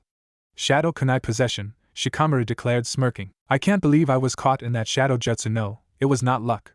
It was a plan that used my own arrogance against me. This kid is a genius, the ANBU operative thought while mentally praising Shikamaru. Normally, this would be where I defeat you, but Shikamaru started. But that'd be too troublesome to do, so I give up, he ended while releasing the jutsu. He stood up and walked back towards his teammates. Danzo looked pleased. Though the young genin had not defeated his ninja, it was still quite an accomplishment. Nara Shikamaru pass. Next Danzo said, and the last root Chunin stepped forward while Kagami unsheathed his tanto. Seeing the genin take out his sword, so did the root umbu. Upon seeing his opponent's tanto, he immediately kept his tanto. The root Chunin raised an eyebrow but did not say anything. Then Kagami unsealed the katana. The katana looked simple, but had an awe-inspiring aura. A swallow was engraved near the scabbard mouth, and the handle was wrapped in fine silk. Kagami then spoke. Allow me to introduce myself again. My name is Kurigane Kagami, user of the Shigure Sauen Ryu. Kagami started. This is my companion, Shigeru Kintoki. He gestured towards his sword. Seeing his student was finicide, Danzo declared Hajime, Shijiku no aim. Axle of Rain, he shouted and charged forward and attacked with a swift thrust. The root operative jumped back at the last second. Utsushi aim. Duplicate Rain, Kagami shouted, and using his Suigun chakra, he formed a tidal wave of water with his sword. His reflection could still be seen through the water though, but suddenly, a glint of light came from above which caused the root Chunin to look up and saw a sword strike headed towards him. He quickly dodged. Kagami slashed downwards, narrowly missing his target. Using the lack of distance as an advantage, he yelled his next attack. Samidare. Early Summer Rain, and slashed towards the right. The root Umbu again barely dodged the attack but did not foresee the next slash. Midway of the slash, Kagami dropped his sword and switching hands, he slashed upwards with his left hand. A small cut found its way the root Umbu's arm. Seeing his attack failing, Kagami jumped back immediately and panted heavily. That combination of attack almost exhausted his repertoire of his family's kenjutsu style. But there was one move though, well, it was do or die. But before Kagami could do anything, the opponent charged forward, tanto in hand. Kagami smirked and jumped up and slashed downwards. His katana landed on the opponent's tanto. But the root Chunin widened his eyes, his body unmovable. The genin smirked before declaring his attack. Attacco di Squalo. Attacco di Squalo is a shockwave attack which turns a powerful blow into an oscillating wave that stuns the opponent's muscle, leaving the enemy immobile. Kagami's smirk widened and knocked the root Umbu out with the blunt side of his katana. Or so he thought. The root Chunin immediately disappeared with a poof. Do you think you are the only swordsman? And suddenly, Kagami's world blacked out. The Chunin Kagami had thought he struck down stood before his fallen body. Dance of the Crescent Moon, he muttered before heading back towards Danzo. This time, the XANBU commander shook his head. Kurigane Kagami fail. It was regretful to say the least. The boy had potential, but was too blinded by arrogance to see a simple trick. He then ordered the root Chunin to place Kagami's body leaning against the tree, and after doing so, the second and third root Umbu promptly disappeared with a poof of smoke. Congratulations, you two passes, Danzo said while Naruto and Shikamaru gave each other a look. What about Kagami? Naruto asked. Danzo shook his head. The other genin failed my test. Shikamaru glared at Danzo. Though Kagami and him were not close, he was still his teammate. Why? He did good against your shinobi. He tried to defend his unconscious teammate. He lost. He believed that he won and could not see past the simple B-ranked kenjutsu technique due to his cocky attitude.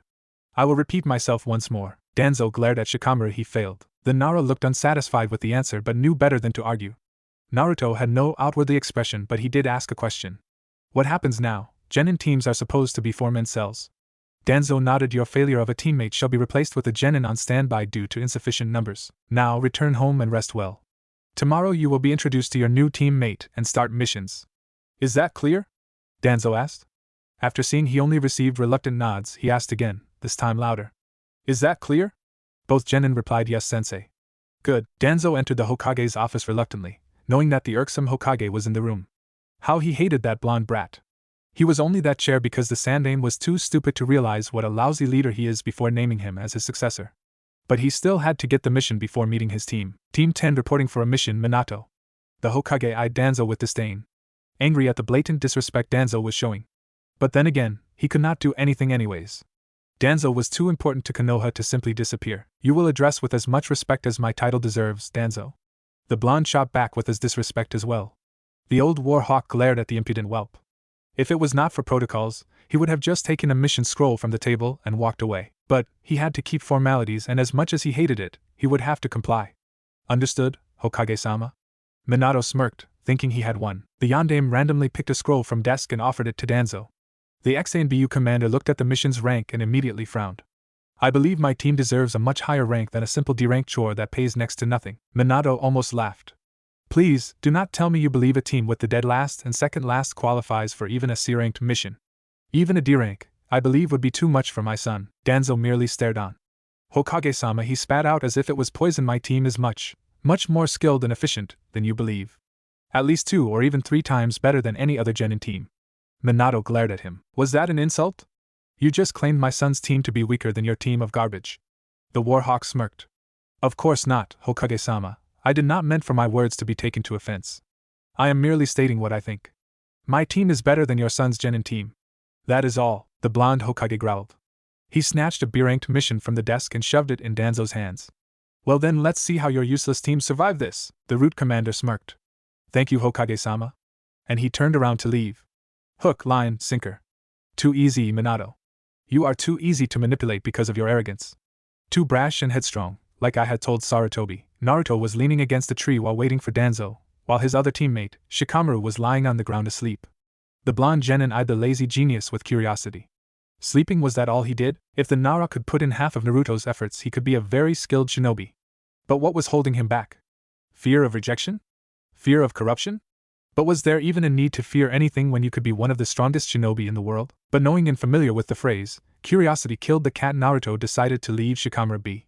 After all, a nosy ninja is a dead ninja. The blonde would just go along, get along. After he becomes Chunin, they probably won't stay as a team anyways. A few minutes later, Naruto's mental clock reached 8 a.m. and Shikamaru snapped open his eyes. Together with Danzo was a kid. The stranger had short ink black hair, with extremely pale skin, almost white, and ink black eyes. He wore a regular long-sleeved black shirt, black shinobi pants taped off at the end, and black shinobi sandals.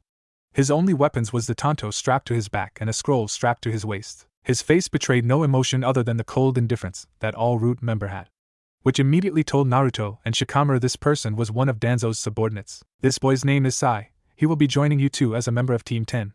Danzo said, and seeing a raised eyebrow from Naruto, he quickly continued, do not worry about his fighting capabilities. He will be more than sufficient as your teammate. I personally tested him myself. A quick nod from Naruto and Danzo continued. I have received your first mission from the Hokage. Danzo started before being interrupted. What is it? Painting a fence? Cleaning the farm? Shikamaru asked, uninterested. Danzo glared at the Nara. First off, do not interrupt me, and secondly, no. We will be traveling to a civilian village near the borders of Fire Country. There we will be performing a mission for the mayor of the town. The ANBU commander explained. What mission? Naruto asked, truly curious. Normally the first mission of a genin team would be simple chores around the village that required little to no effort. But having to travel out of the village to perform their first mission?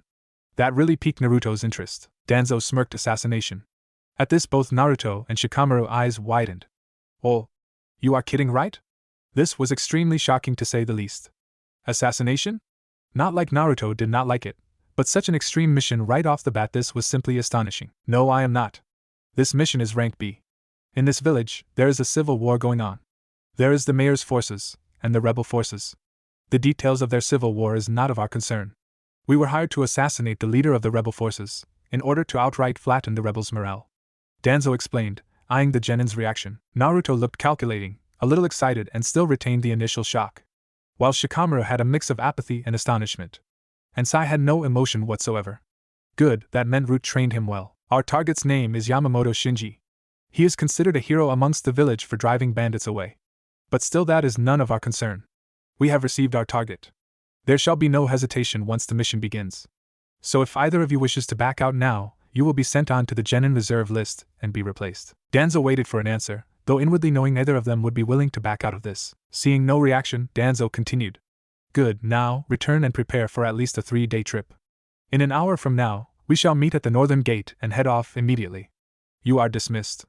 The two wasted no time and left, leaving Danzo and Sai. The Umbu commander turned to the pale genin. Sai, your role in this team is to be your teammates' support in battle. Do not do more than what is necessary, but you are cleared to do anything you have to. But most importantly, you are to watch them. Especially the Namikaze. Understood? Sai merely nodded.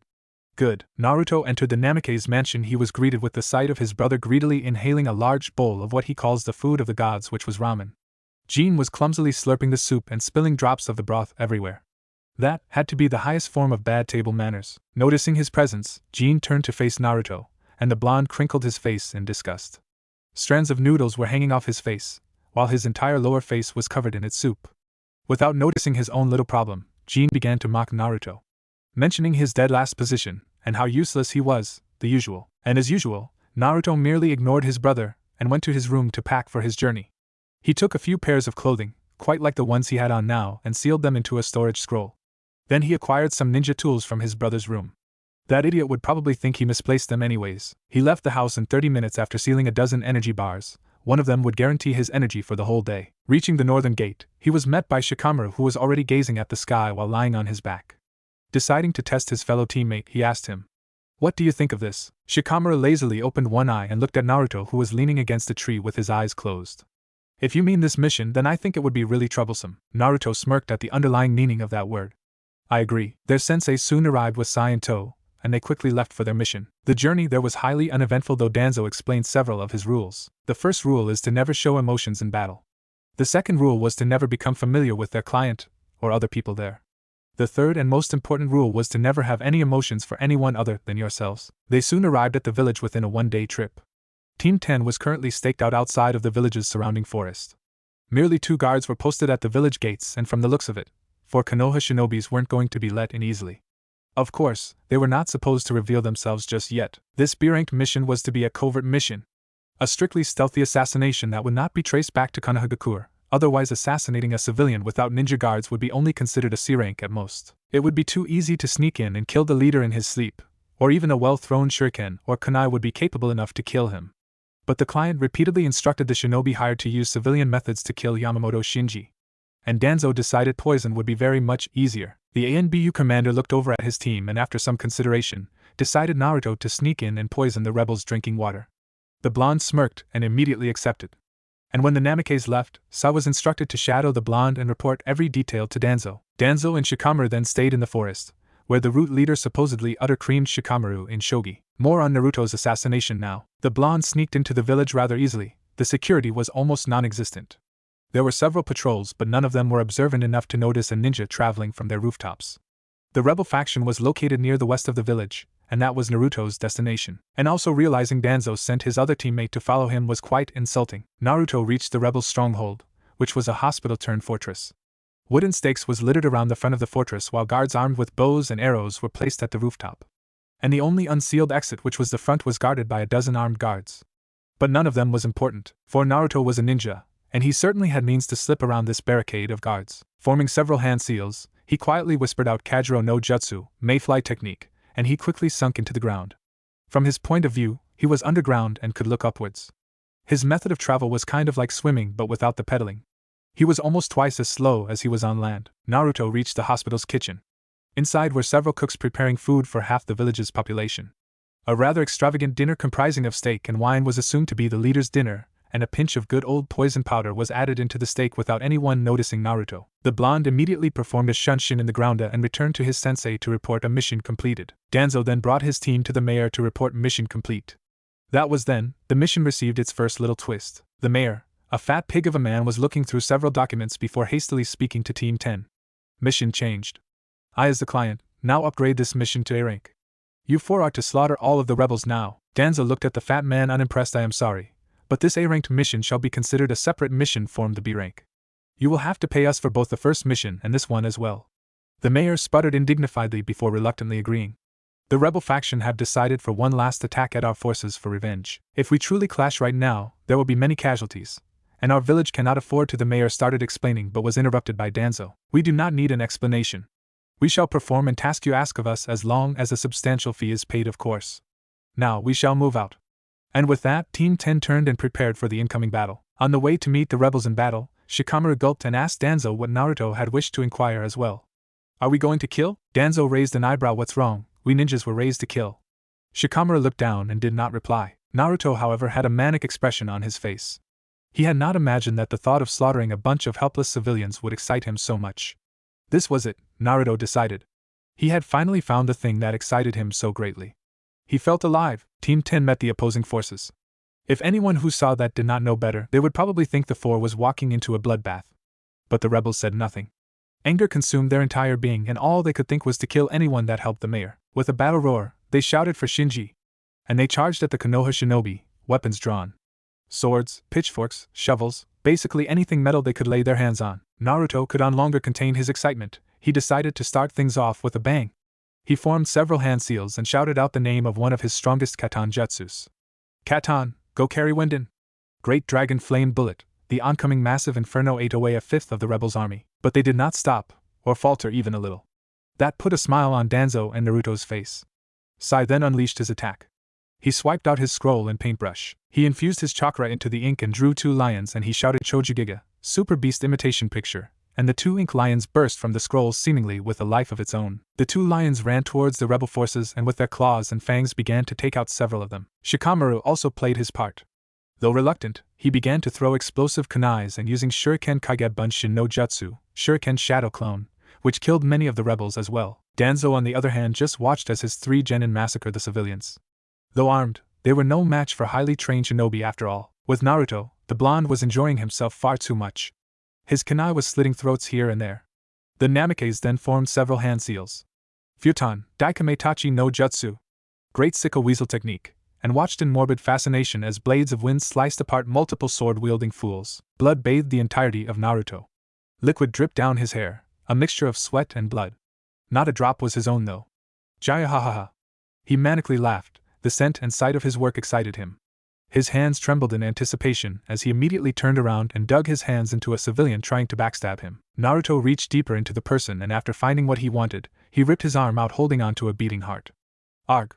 The victim screamed and dropped to the floor, his chest open with blood gushing out. The blonde crushed the organ in his hands and returned to his slaughter. His eyes looked about, trying to find worthy prey, and noticed a bunch of quivering men cowering in fear.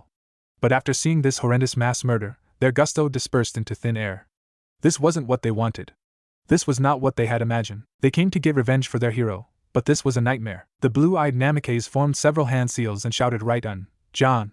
False darkness, and a spear-shaped bolt of lightning emitted from Naruto's mouth and pierced one of the cowering men. And another hand seal later, Naruto was immediately within that group with a loud clap of thunder. It was his own personal jutsu, one that could be considered S-rank depending on the situation and user. Right-on, Kaminari Kawarimi, thunder substitution, was a technique that allowed the user to replace itself with electricity. It could only be used by people with a lightning affinity. One of Naruto's own creation. He had tried the jutsu with Futon and Katon, but the technique just simply could not work on wind, and with fire, he simply burned himself. The group was currently stunned. The loud clap of thunder was literally next to their ears and were too stupefied to do anything. Naruto then gathered lightning chakra in his hands.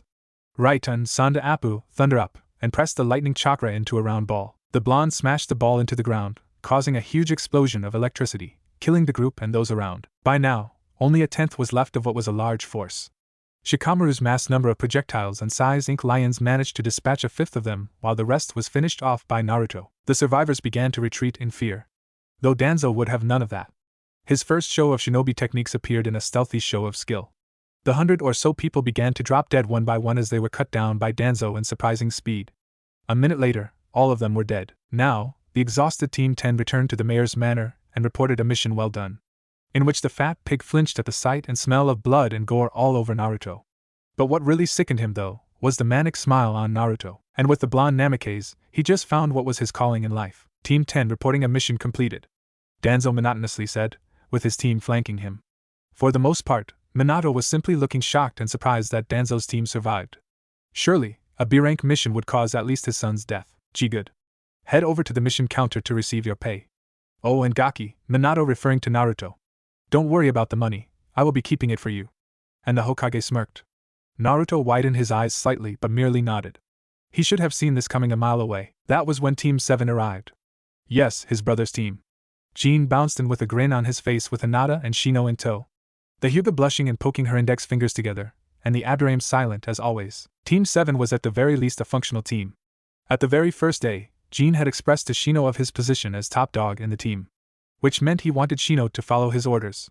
In which the Abdurrahim replied rather blunt reply in the negative. Jean had immediately threatened Shino with the loss of his career. The silent Kakaichu-wielding genin, who was quickly beginning to all respect of the Kyubi Jinchuriki, merely ignored the arrogant imbecile, which angered, in which a punch was thrown by Jean to put Shino in his place. The Abdurrahim had to pinch himself to believe that the Rookie of the Year was charging him like a civilian. Shino merely sidestepped to the right, and Jean almost tripped himself. The Namikaze glared at Shino and was about to use a jutsu when their conversation was interrupted by Hinata. The Hyuga quickly placed herself in front of Jean and raised the hands beside her. Stop bullying Jean-kun, Shino! Seeing the legendary, Byakugan glare, Shino, out of courtesy really, apologized and walked off. Now, Jean and Shino had been rivals, as the Namikaze called them, ever since. Currently, Team 7 appears to be requesting for a mission. Kakashi followed Team 7 a moment later. Team 7 reporting for a mission, sensei, Kakashi said professionally. After the loss of Rin and Obito, Kakashi had been devastated. Minato, in order to help his student, initiated Kakashi into the ANBU. To allow the never-ending AS-ranked missions make the copy ninja forget about the two. Well, the Hatake did in fact, got over the death of his two teammates after a while. But it was commonly known that if Minato had died during the Kyubi attack, Kakashi would probably break. The silver-haired Nin was now the Jounin sensei of Team 7. only being pulled out of ANBU by the same person who sent him there to train his son. While Minato and Kakashi were discussing which D-rank mission to give his team, Jin spotted Naruto over with his team. Ignorant of the fact that the ex-Anbu route commander was standing right next to Naruto, Jin stepped forward and started laughing at him. "What happened, Dobe? You and your trash team took 3 days to complete a D-rank?" The brown-haired Jinchuriki continued laughing himself silly at his supposedly funny insult. "And now that W wasn't very nice." Jinkun, the deeply blushing Hinata, stepped forward. Naruto for a moment smiled, before hearing the next words. However, W weak team T10 is that surprised Naruto. Hinata, who was ever so kind and gentle, had called his team weak. Hinata's words caused several other reactions as well. Danzo had an eyebrow raised, surprised that the timid Hyuga heiress dared to say that. Shikamaru looked shocked for a moment before looking away and muttering, "Troublesome woman." Sai was just Sai. By now, the third member of Team 7 had already learned to stay away from confrontations like this. What with this incident happening at least twice a day, Jin would go up to some genin team, insult them with some ridiculous statement, and though the opposing team would be angered, but nothing could be done against the Hokage's son, Naruto could barely control his rage. Hinata-chan was being corrupted by his brother. This was the conclusion he reached. Hinata would never say anything like that to anyone, subconsciously or not. But he gritted his teeth and replied curtly, "No, just from an A-ranked mission." Jin's eyes narrowed in disbelief, that upon the look of the mission scroll with A-rank written on it, anger took over his narrowed eyes. He quickly turned towards his father and Kakashi and demanded an explanation. "Tusan, how could Naruto Baka go on an A-ranked mission, when all we did these past 3 days were D-ranked chores?" Shino had to roll his eyes at that. On the last mission, Team 7 was to paint a civilian's fences. Though once the client had seen Jin, she immediately invited him in for cookies and milk while the rest of the team worked under the hot sun. His female teammate even praised how famous Jin was getting while clumsily handling the paintbrush. Obviously, the heiress of the prominent Hyuga clan had never done such menial work. Minato tried to calm down his son, but was failing badly, and the Hokage threw a hated glare at Naruto, catching the blonde off guard. Only when Kakashi told Jin to be quiet in a harsh tone did Jin stand down, albeit reluctantly. Naruto was surprised. He would have thought his father would give his oh-so-arrogant brother an S-ranked mission by now. Seeing how the Hokage always praised how powerful of a ninja Jin was, by now, Danzo already had enough of this nuisance named Jin and decided to leave, and Team 10 followed him. They were soon outside the Hokage's tower, and Danzo abruptly turned around. "Good job on the mission, but do not expect any slack. We shall meet at the training ground tomorrow for another mission. Hopefully, this time we will be able to get in a bit more training." 6 months passed too fast for Naruto to believe. In between various missions varying from C.A., Team 10 was able to get in quite a bit of training. Shikamaru improved the most. Danzo had, as he promised to himself, beat the lazy attitude out of Shikamaru. Now, the Nara dare not say or do anything remotely connected to that word. After finding out his chakra affinity, which was wind, the Nara was able to learn several wind jutsus from Danzo, though none was above B ranked. The ANBU commander did not see the need of powerful jutsus for a brilliant strategist such as Shikamaru. Although the genin had learned his own clan's shadow jutsus, though, Naruto, under the training of the root leader, had surpassed even his own expectations. Danzo dragged and left Naruto in the most hellish training ever seen since Guy's own training. The Anbu commander took the blonde's potential, stretched and flexed it till it was twice its original size. Within 6 months, Naruto could be called the second coming of Minato, but more smart. But none were aware of his growth, though. Danzo was careful in not revealing his students' skills. A day earlier, Danzo had informed Team 10 of their enrollment in the Chunin exams. Naruto and Shikamaru of course expected as much, and Sai, well, he was just being Sai. Today was the first day of the Chunin exam. Naruto and the rest of Team 10 was headed towards the academy to officially register for the exams. As the team proceeded up the stairs and into the 3rd floor, they noticed a bunch of people gathered around a door. As they got closer, they noticed 2 shinobis guarding the door. But the moment Naruto laid eyes upon them, he was easily able to sense the advanced henge. The 2 genin was testing them. Just when Team 10 was about to leave, though, Team 7 suddenly paraded through the crowd of wannabe ninjas. "Oh, let us into the room, you 2 imbeciles." Naruto had to look shocked for a moment. Wow. Imbecile, that's a large word for such a small brain. Hinata, who was beside him, reddened in embarrassment.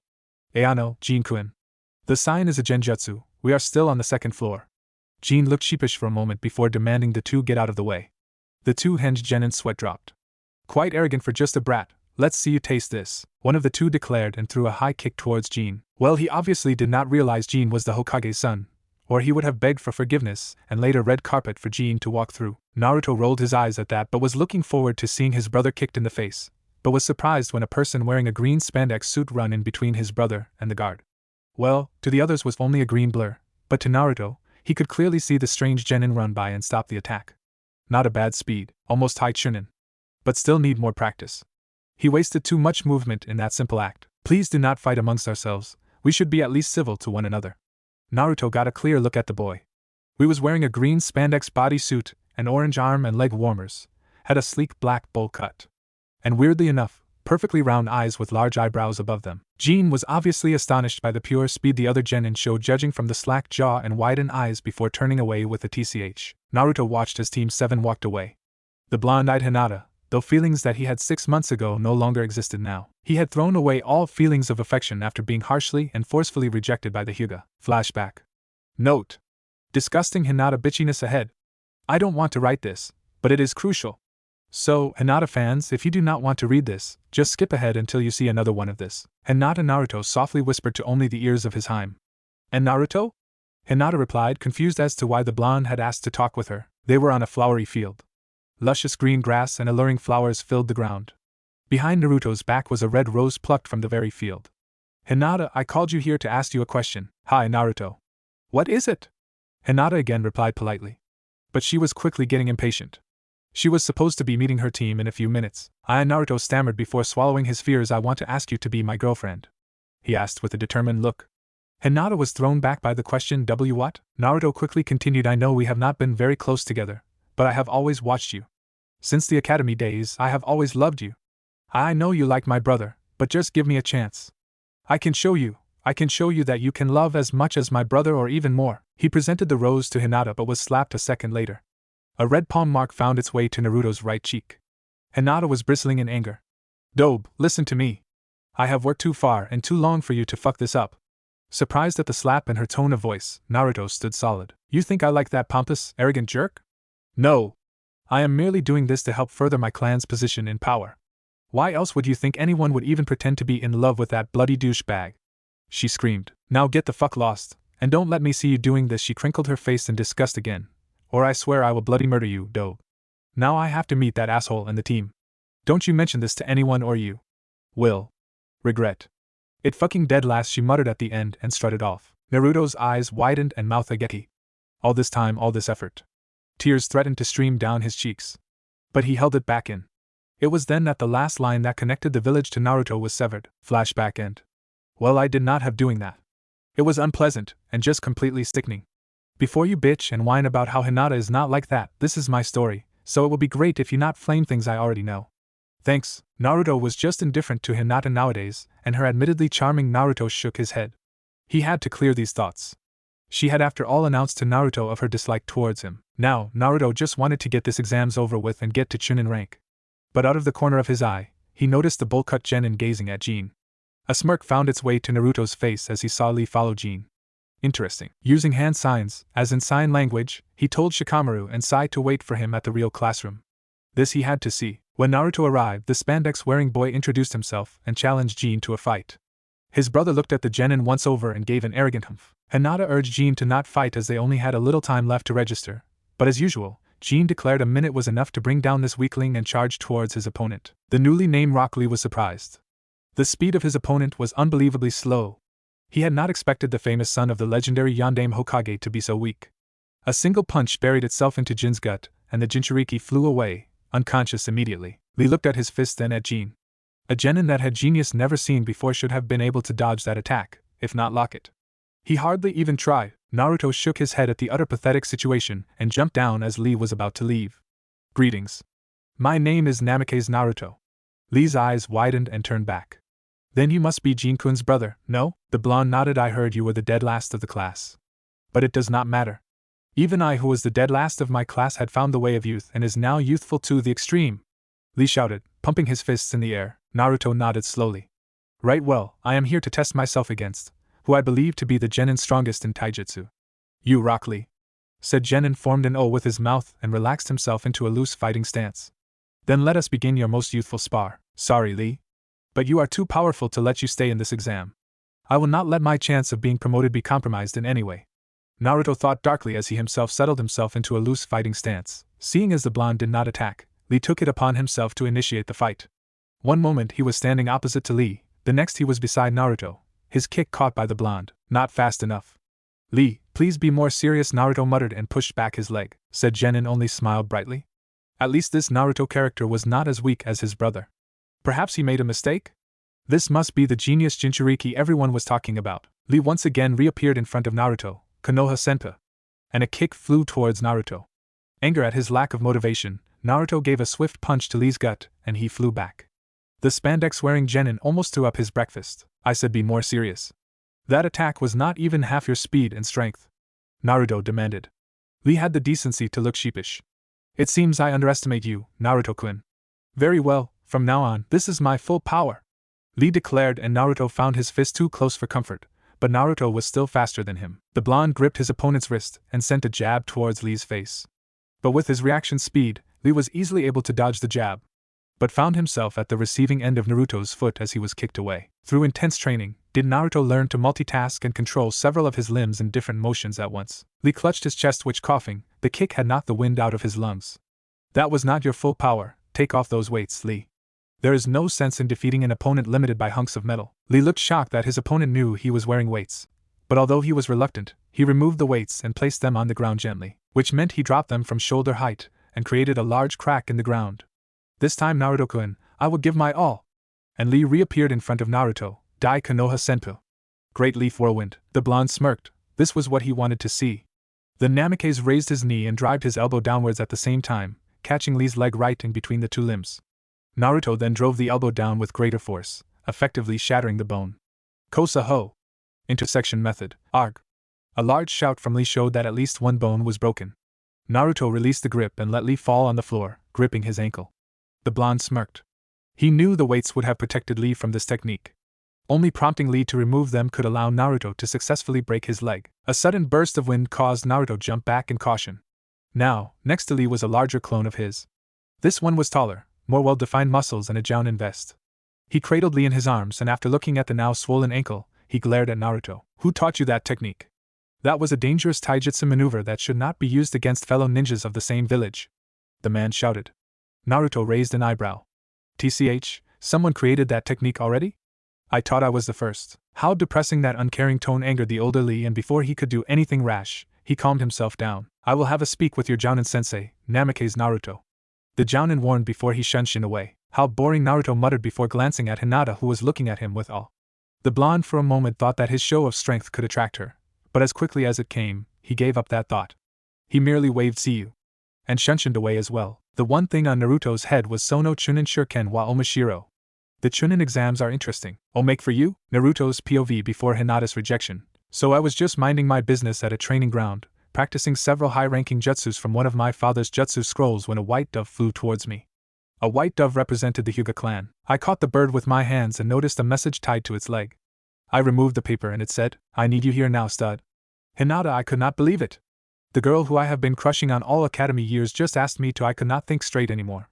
So I packed up all my things and headed over to the Hyuga compound. I snuck through the numerous guards, and when I found Hinata's room, I knocked on her door. And she answered in fabrics so skimpy, I would not even begin to call them clothes. I mean, she looked awesome. She wore a black, tight see-through tank top, and under it was a black bra covering her rather well-developed chest, and also black tight biker shorts that did not even reach her thighs. As soon as I get in, she pushed me onto her bed and told me to lay down and trust her.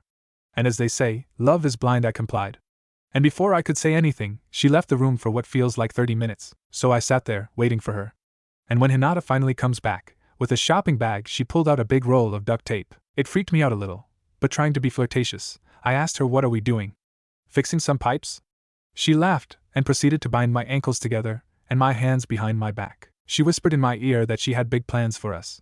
This should have been the first sign for me to get the hell out, but I stayed. Hinata then asked in a flirty way how my ninjutsu training was coming, and after I answered it was going pretty well, she put a tape over my mouth, and I freaked out. As I struggled to get out, I watched her get up and put on street clothes, grab the jutsu scroll from my pouch with all my jutsus in it, and walk out of the room. About 2 hours later, her sister Hanabi comes in and sees me.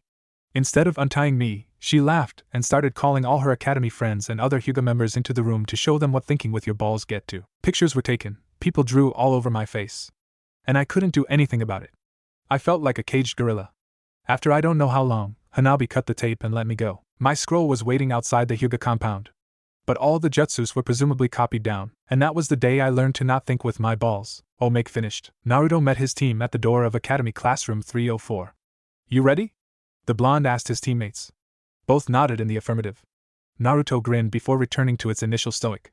He opened the door and entered the room, noting the tense situation. He decided to be as inconspicuous as can be and headed to a corner, flanked by his team. He stood silently, observing the examinees. From the look of their headbands, there were many Konoha Genins, a few Taki teams, 3 AIM teams, and surprisingly, a whopping 4 IWA teams. Naruto narrowed his eyes. IWA shinobi participating in a Chunin exam hosted by their most hated enemy? It screamed suspicious. He also noticed some from his graduating class. Shikamaru was about to go greet Chuji when Naruto stopped him by placing a hand on his shoulder. 6 months with the blonde and Shikamaru already learned that Naruto was not one to disobey. Flashback. It was an A-ranked mission. A simple search and destroy, target being Rokusho Aoi. Shikamaru's plan had backfired as several AIM Nins ambushed them halfway upon completion of his plan. Sai managed to hold his own while Naruto had already decimated half of the ambush team. Danzo was merely observing with intrigue, interested to know how his team was going to handle this new development. Shikamaru, on the other hand, was a bit unfortunate as Aoi attacked the Nara from his blind side and took him as a hostage. "Unless you want your friend to die, stop moving," he threatened. Naruto merely looked towards the nuke Nin and smirked. "Do you think I am a person who saves people?" And threw a punch at Aoi, breaking his face, while Shikamaru was cut on the cheek by Aoi's kunai when he flew back from Naruto's punch. The Nara was then always wary of his teammate. Flashback end. A familiar scene from my other story, The White Mask, for those who have read it. He continued scanning the crowd and he saw a Suna team. Reaching into his memory, he remembered who they were. From the looks of it, the Kazekage sent his own children into the Chunin exam. Interesting, especially the red-haired one.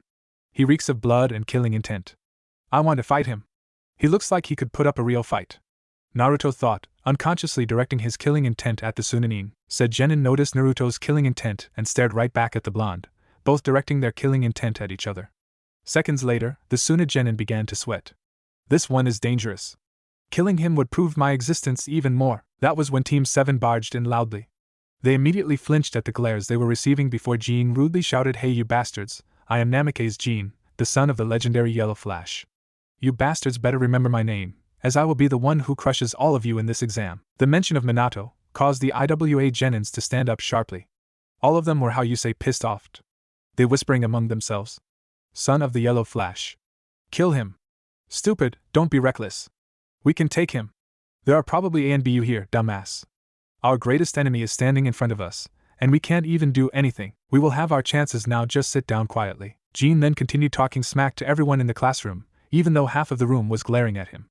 But he was thankfully interrupted by a certain blonde. "No, not Naruto." Ino Yamanaka jumped on Jin's back, yelling out, "Jin-kun." While they were off in their own little world, Naruto noticed many of them were beginning to get a bit feisty, probably from the tense situation. Silently chuckling, Naruto just thought how fun it would be if the whole room turned to a major free-for-all battle. He could do so much to these little kiddies, but before anyone could do anything, a silver-haired Genin walked over to them. "Hey, you guys should be quiet, everyone is getting real pissed off at you." The rookie teams immediately began to quiet him down. But Jean shot back with a "who cares what they think.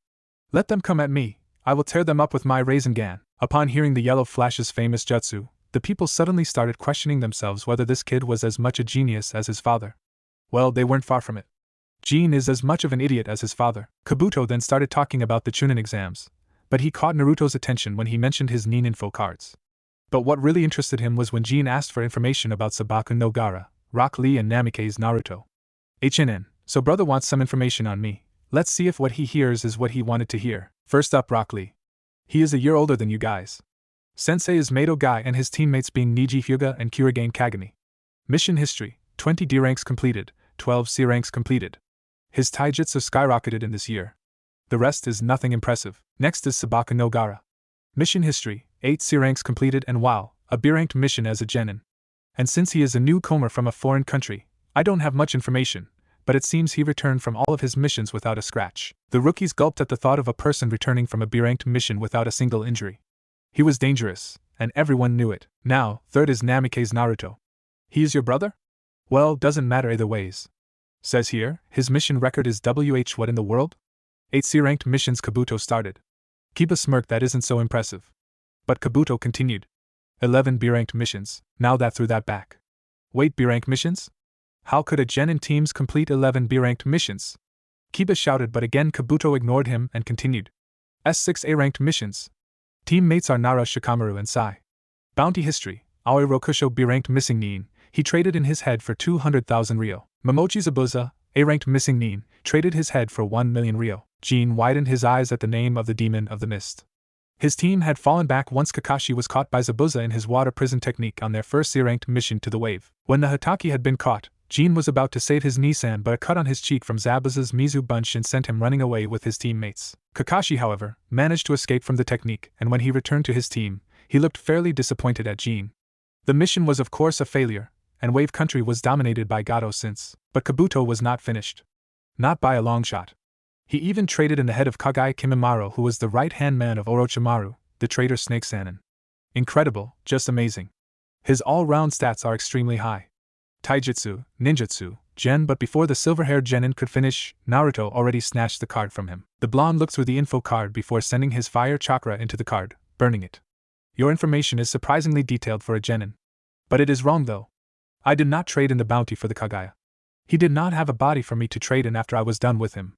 Which leads us to the question, how would a genin know I killed Orochimaru's right-hand man when it was not known throughout the ninja world? Unless Naruto glared at Kabuto. You were there? That sent Kabuto into panic mode.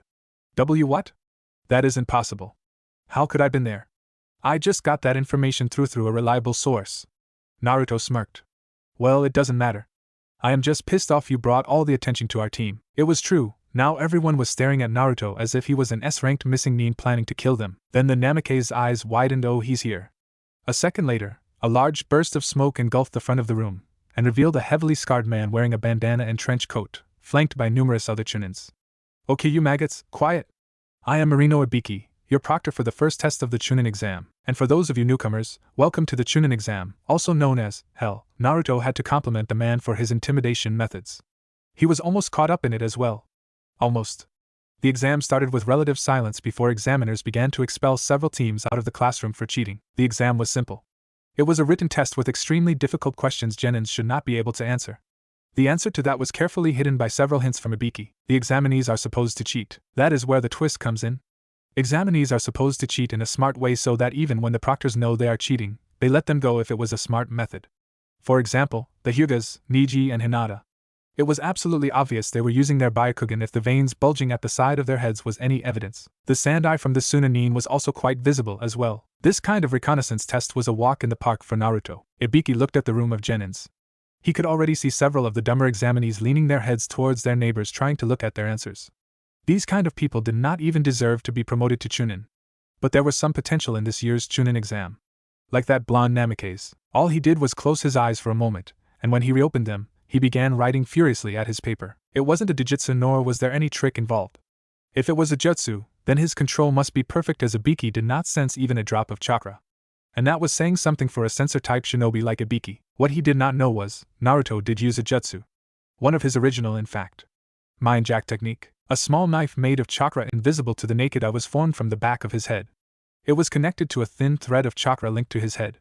The chakra knife moved around as if it had a life of its own and immediately stabbed the head one of the hurriedly writing examinees. But he did not scream. He showed no pain whatsoever. Naruto smirked as information and images ran past his eyes. The Mind Jack technique was a jutsu where Naruto connected his mind to the target's mind, therefore receiving his thoughts and memories for as long as the knife was connected. It caused no pain, no feeling of uncomfortableness, and the target would have no idea that his brain was just jacked by Naruto. 30 minutes later, the paper was completed, and Naruto sat back and relaxed.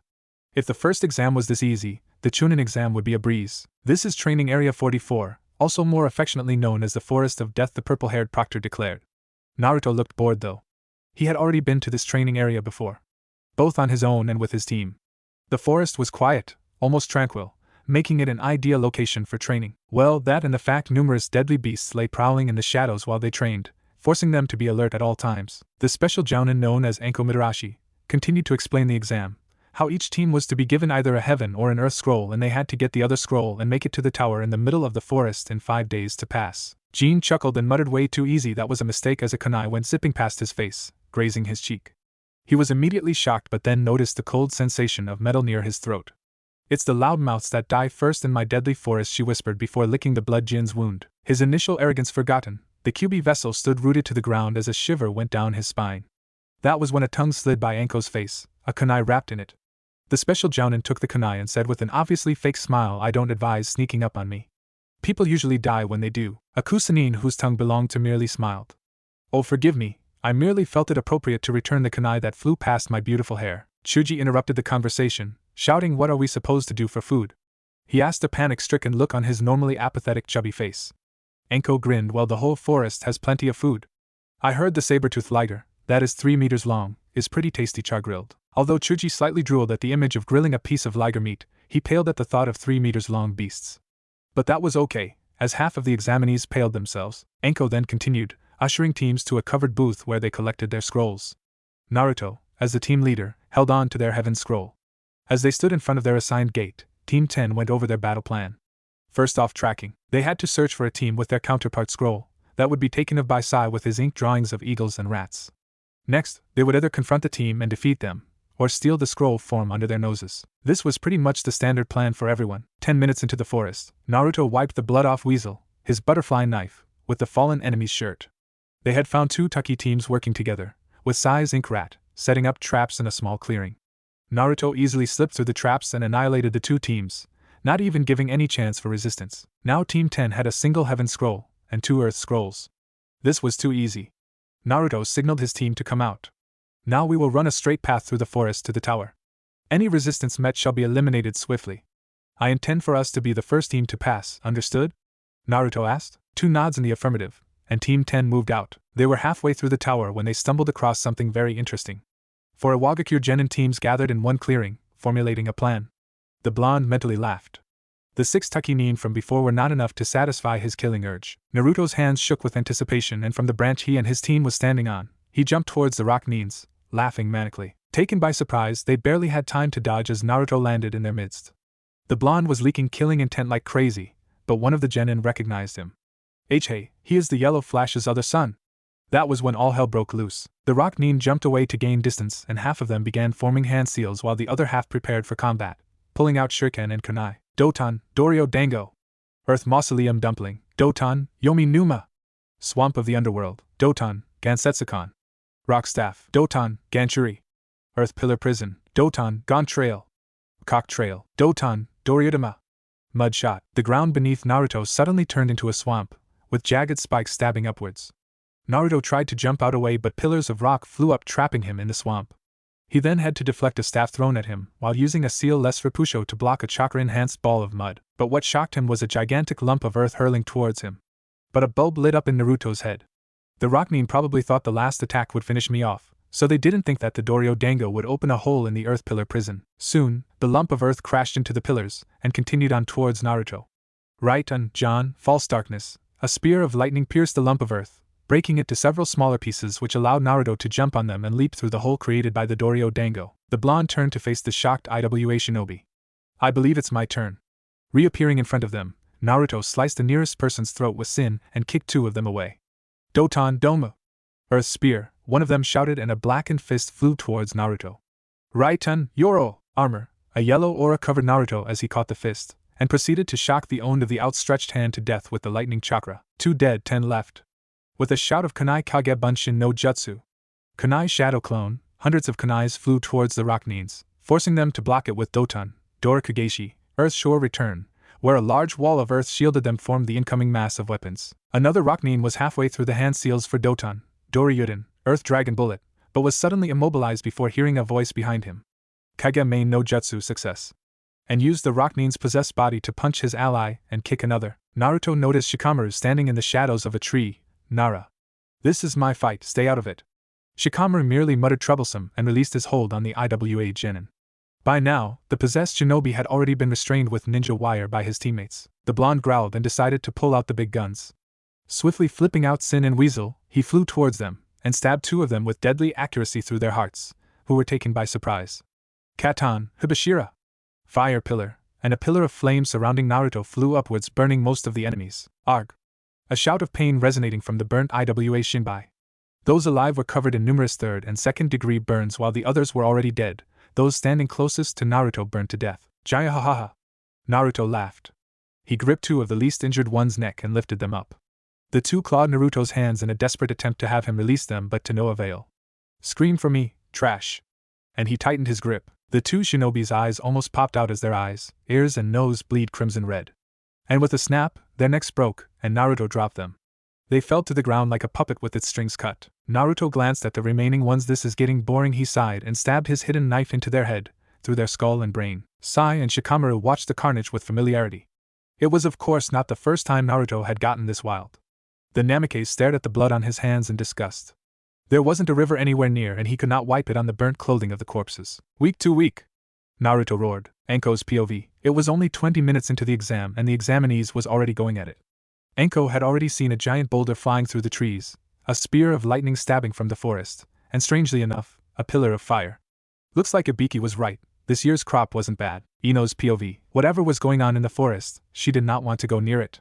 She and her team had already witnessed a pillar of flames and a spear of lightning in the air. These exams were dangerous, and she knew it. The ground was shaking a bit, from the Doryo Dango, after a great explosion was heard.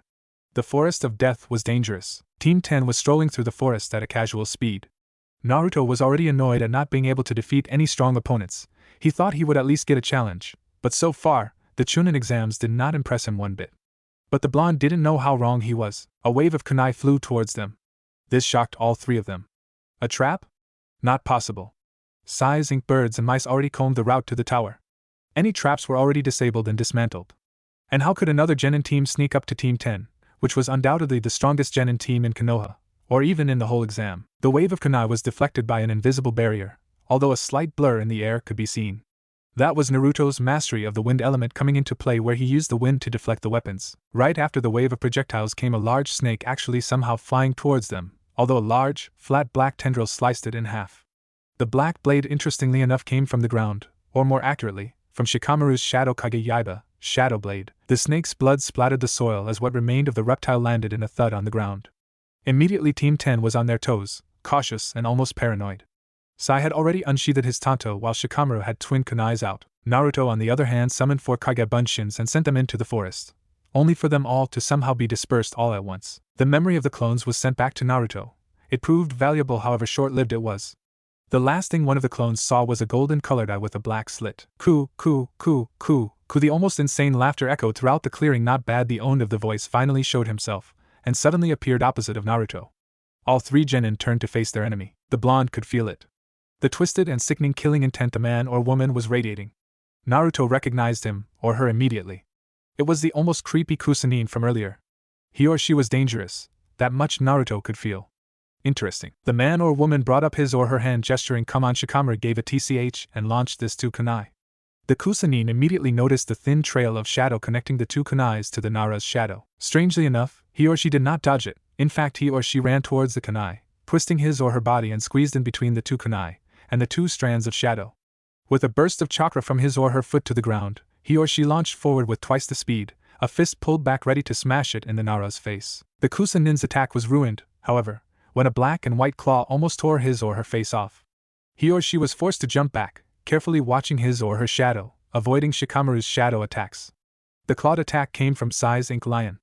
3 of them stood in front of Team 10, almost protectively. The Kusanine chuckled. Did you think I could not sense you, Naruto-kun?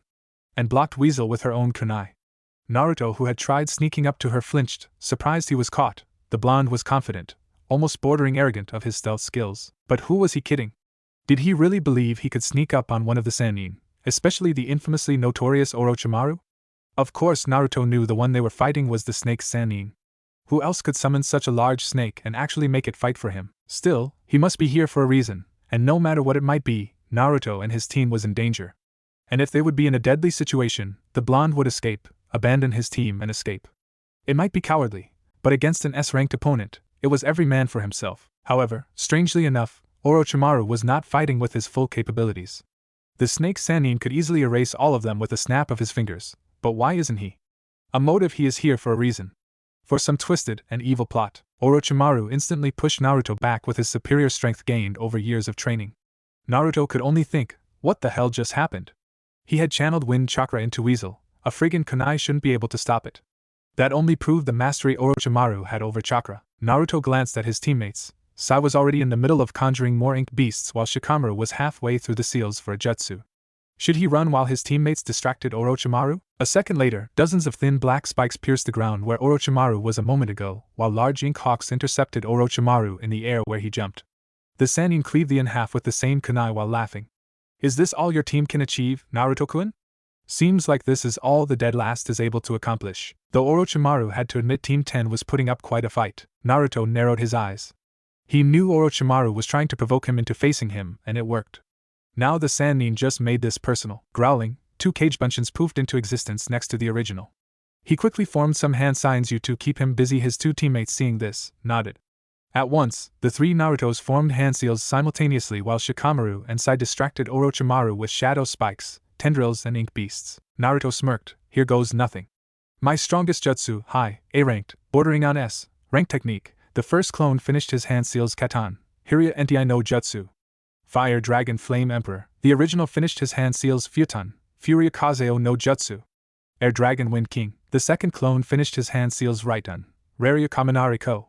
Lightning Dragon Thunderlord, 3 massive western dragons made out of fire, wind and lightning appeared out of seemingly nowhere, stared down at their tiny prey, Orochimaru, before fusing together to form a gigantic firestorm with lightning bolts flying around it. The massive amount of heat and light forced Orochimaru to divert his entire attention to Naruto's jutsu.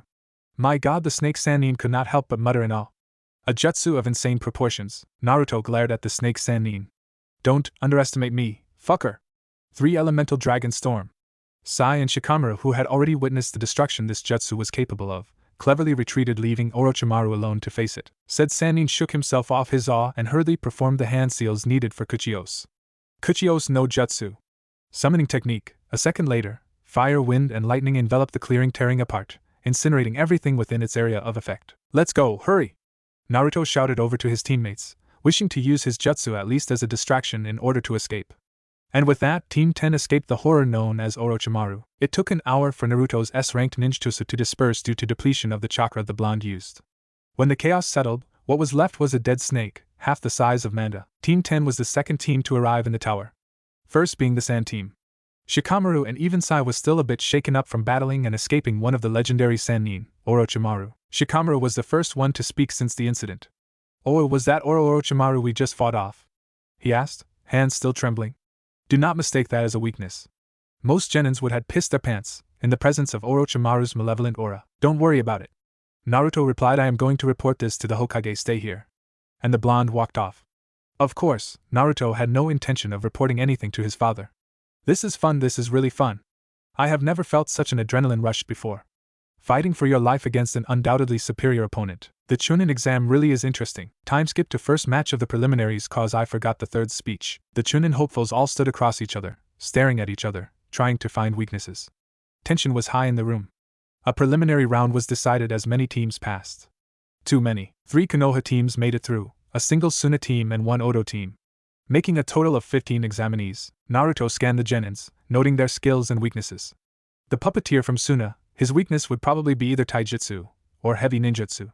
The Otonin with the contraption on his arm would most likely favor taijutsu, so on and so forth. And surprisingly, Danzo was here, standing near his father, and was staring at him. The old warhawk smirked. Naruto already knew what he was supposed to do here, as his sensei had instructed him to crush the competition. Not like that was not what he was planning in the first place. Now let the preliminaries begin. The yondaime shouted as silence descended. Names were to be picked randomly and 2 enemies would fight each other. The victor will be granted the right to proceed to the finals, although Minato had volunteered Naruto to fight twice because of the imbalance in numbers. 2 people held their breaths as their names were shown on the black screen. Namikaze Jin vs. Hyuga Hinata. Gasps were heard from the Konoha teams as everyone knew the shy Hyuga liked the Namikaze. What would happen now that they were forced to fight for the chance for promotion? Jin said nothing and jumped down to the arena. Though he was inwardly laughing, Hinata loved him. This would be the most easiest matchup ever. She would never bear to attack her beloved crush, right? This would be a walk in the park. However, the Hyuga was having an internal turmoil herself. If she fought and lost, it might cause Jin to lose interest in her, and it would also bring shame to the clan. If she fought and won, it will cause Jin to hate her, but on the other hand bringing glory to the clan. Hinata sighed. As much as she hated the bratty Jinchuriki, she would have to throw this match. She jumped down as well, facing the love of her life. Jin-kun. Oh, let's have a great match. The Namikaze nodded. The judge, a sickly man named Gekka shouted Hajime. Hinata walked towards Jin to shake his hand and Jin did as well. Or did he? He grabbed her outstretched hand and landed a quick blow to her gut. This showed a new side to the hero of Konoha. Still gripping Hinata's hand, Jin continued attacking her. Punches and kicks flew towards her.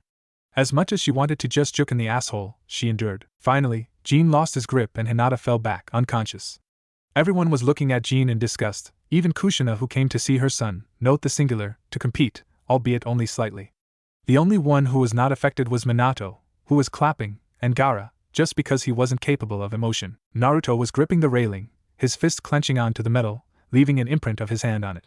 He did not know why he was angered, considering he already threw all affection from the Hyuga away. Maybe it was because of the blatant dirty act his brother just performed. Gekko looked shocked. A sign of goodwill from the girl was taken advantage of from a boy she liked. This was disgusting. It sickened him to know this kind of people existed, but nonetheless, he was an impartial judge and announced the boy winner. Sho Sha. Namake's Jean. The other teams watched in silent contempt and distaste.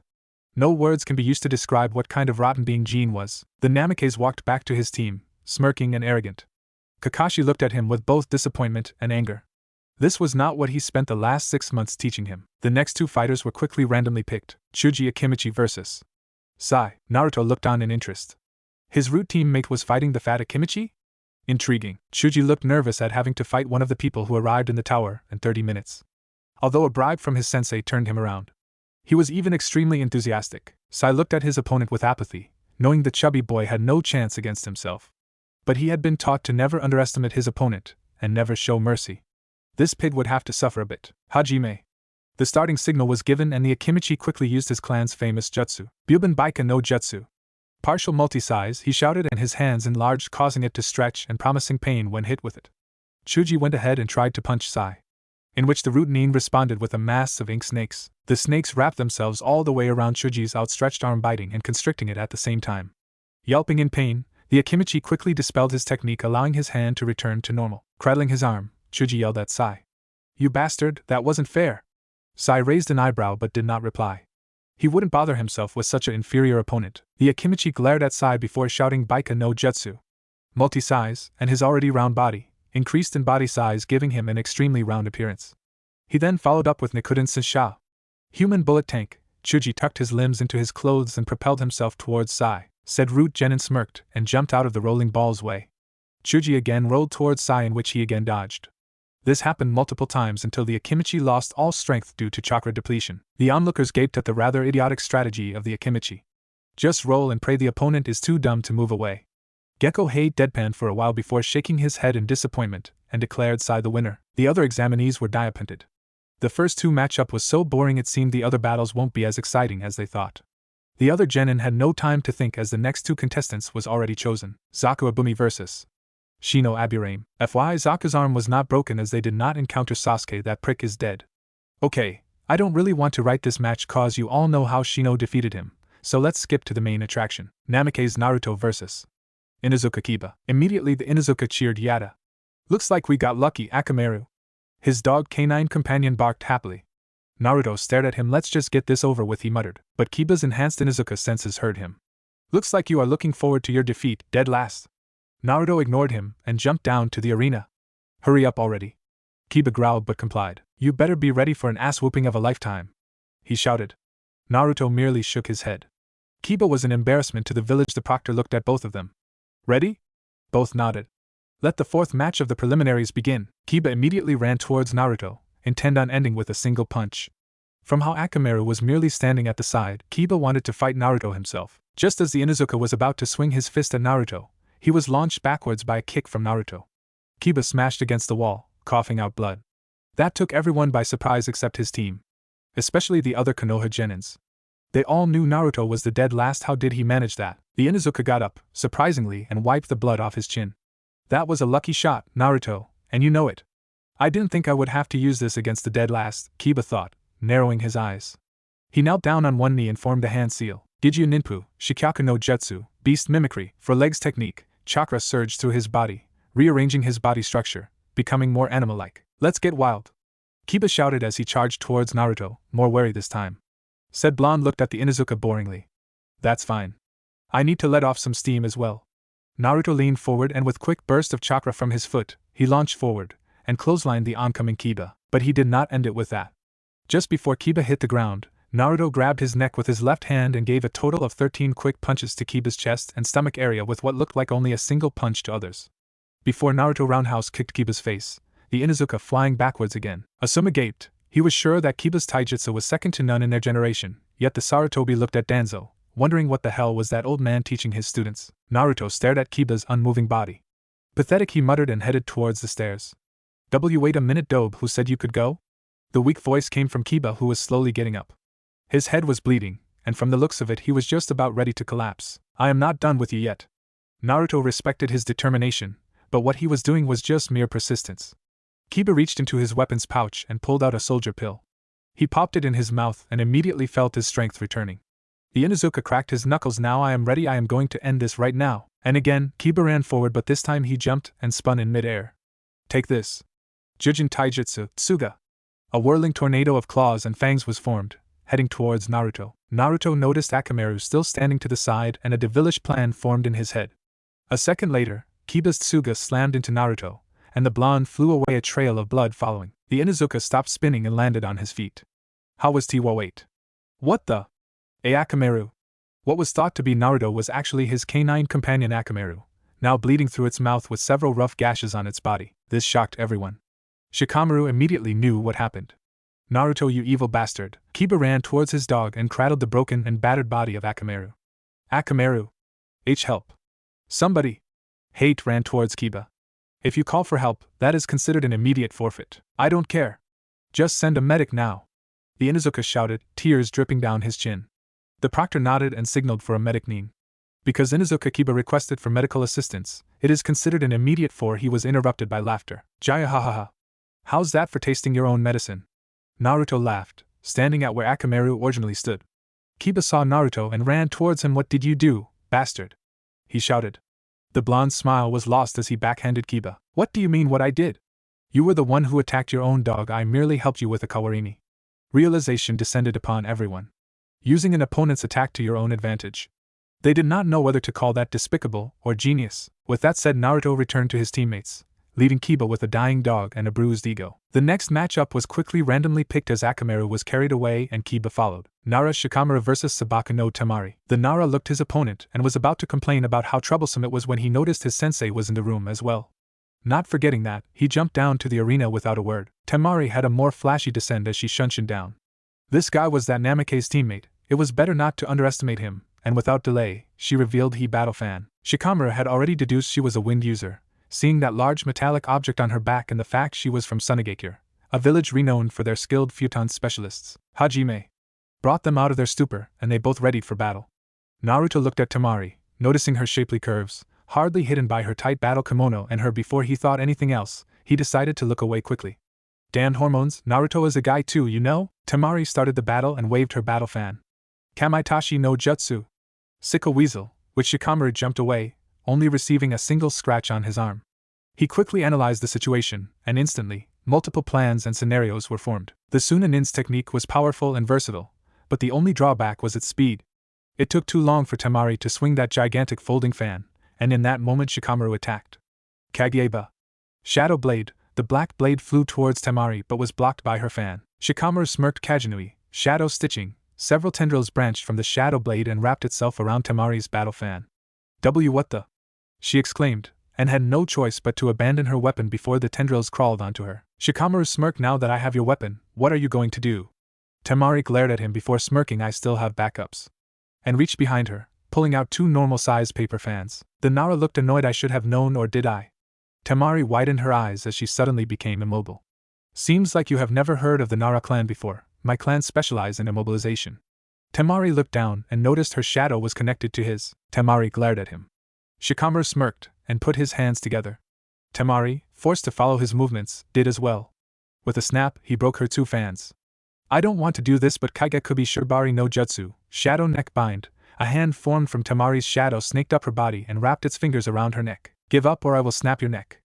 Temari was reluctant to, but once she felt the fingers tightening around her neck, she gave up. Hate nodded and Shikamaru released his jutsu. Winner, Nara Shikamaru. The Nara sighed Mendok before noticing Danzo glaring at him. He waved a sign of apology before returning to his teammates. Upon returning to his teammates, Naruto noted him with annoyance. You could have done much better. Shikamaru took a moment to look at the Namakes before muttering, well, she is a girl. The screen again went through the names of the remaining contestants. A second later it stopped. Sabaka no Gaara vs. Kintsuchi. Gaara looked at Kin with distaste before he shined down. His opponent was a little weak, but if he could get blood, it was good. The Sound Nin jumped down and readied herself, her right hand already in her weapon's pouch. Hajime! Hate shouted, and Kin immediately threw senbons at Gaara, which were easily blocked by his sand shield. The bell attached to the senbon had no chance to ring as Gaara's sand enveloped the needle and was hurled back at her. Kin skillfully caught the senbon by the bell, careful not to let it ring near her. Naruto narrowed his eye. That sand shield was interesting. He did not sense any chakra coming from the sand nin, but the sand rose up to defend Gaara. It had its own chakra? It was an auto-defense, most likely. The Jinchuriki looked at Kin before raising his hand. His sand rose and flew towards Kin and enveloped her whole body without mercy. Sabakakyu, Desert Coffin. As he tightened his hand, Kin yelled out in pain. Shit, he's going to, Hei thought, but before he could do anything, Gaara formed a fist. Sabaka Soso. Desert Funeral. The sand surrounding Kin imploded and crushed her. Blood dripped out from the floating sand. Minato immediately stood up. Shit! He turned to face Baki Hei, Sand Jounin. Our village is not responsible for any deaths caused by other villages.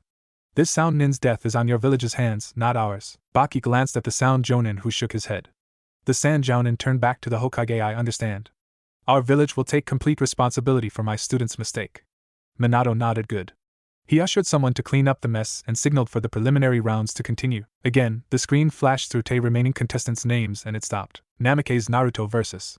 Dosa Kinuta. Looks like it's my turn again. Naruto muttered before jumping down to the arena. Dosa did the same without saying anything.